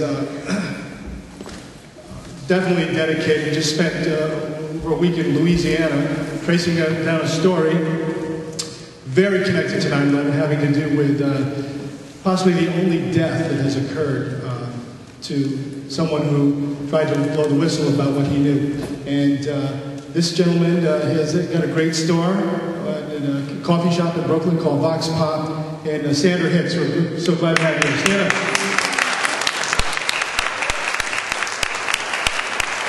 Go to sandrahicks.com. We have some great artwork that is part of the work that we do. Is this a nice poster? It's got some great messages on it. We have a quote from Thomas Gumbleton, Roman Catholic bishop. Everybody can see. We have a quote from Splitting the Sky, Mohawk tribal member. This is very important because Mohawk Indians helped to build the towers. They worked in doing high altitude steel construction. They were also there in the search and rescue phase of the days of right after 9/11. And we have a quote from Karen Kwiatkowski, retired U.S. Air Force lieutenant, from Ed Asner, actor, former president of the Screen Actors Guild, and also Paul Craig Roberts, Assistant Secretary of the Treasury under President Reagan. We will also have signatures of all our speakers here tonight. We'd like to auction this off. This is a benefit for the most amazing cause that I think we could all be involved in at this point in time. And we'd like to start with a price of $120. Okay? Would anybody like to have this for $120? Come on now. This is, can you bid? Yes. Have it for 120? Right here. If anybody else would like to also offer something? I think it's going to go to our last speaker, and who, by the way, I'm thrilled to have owned this.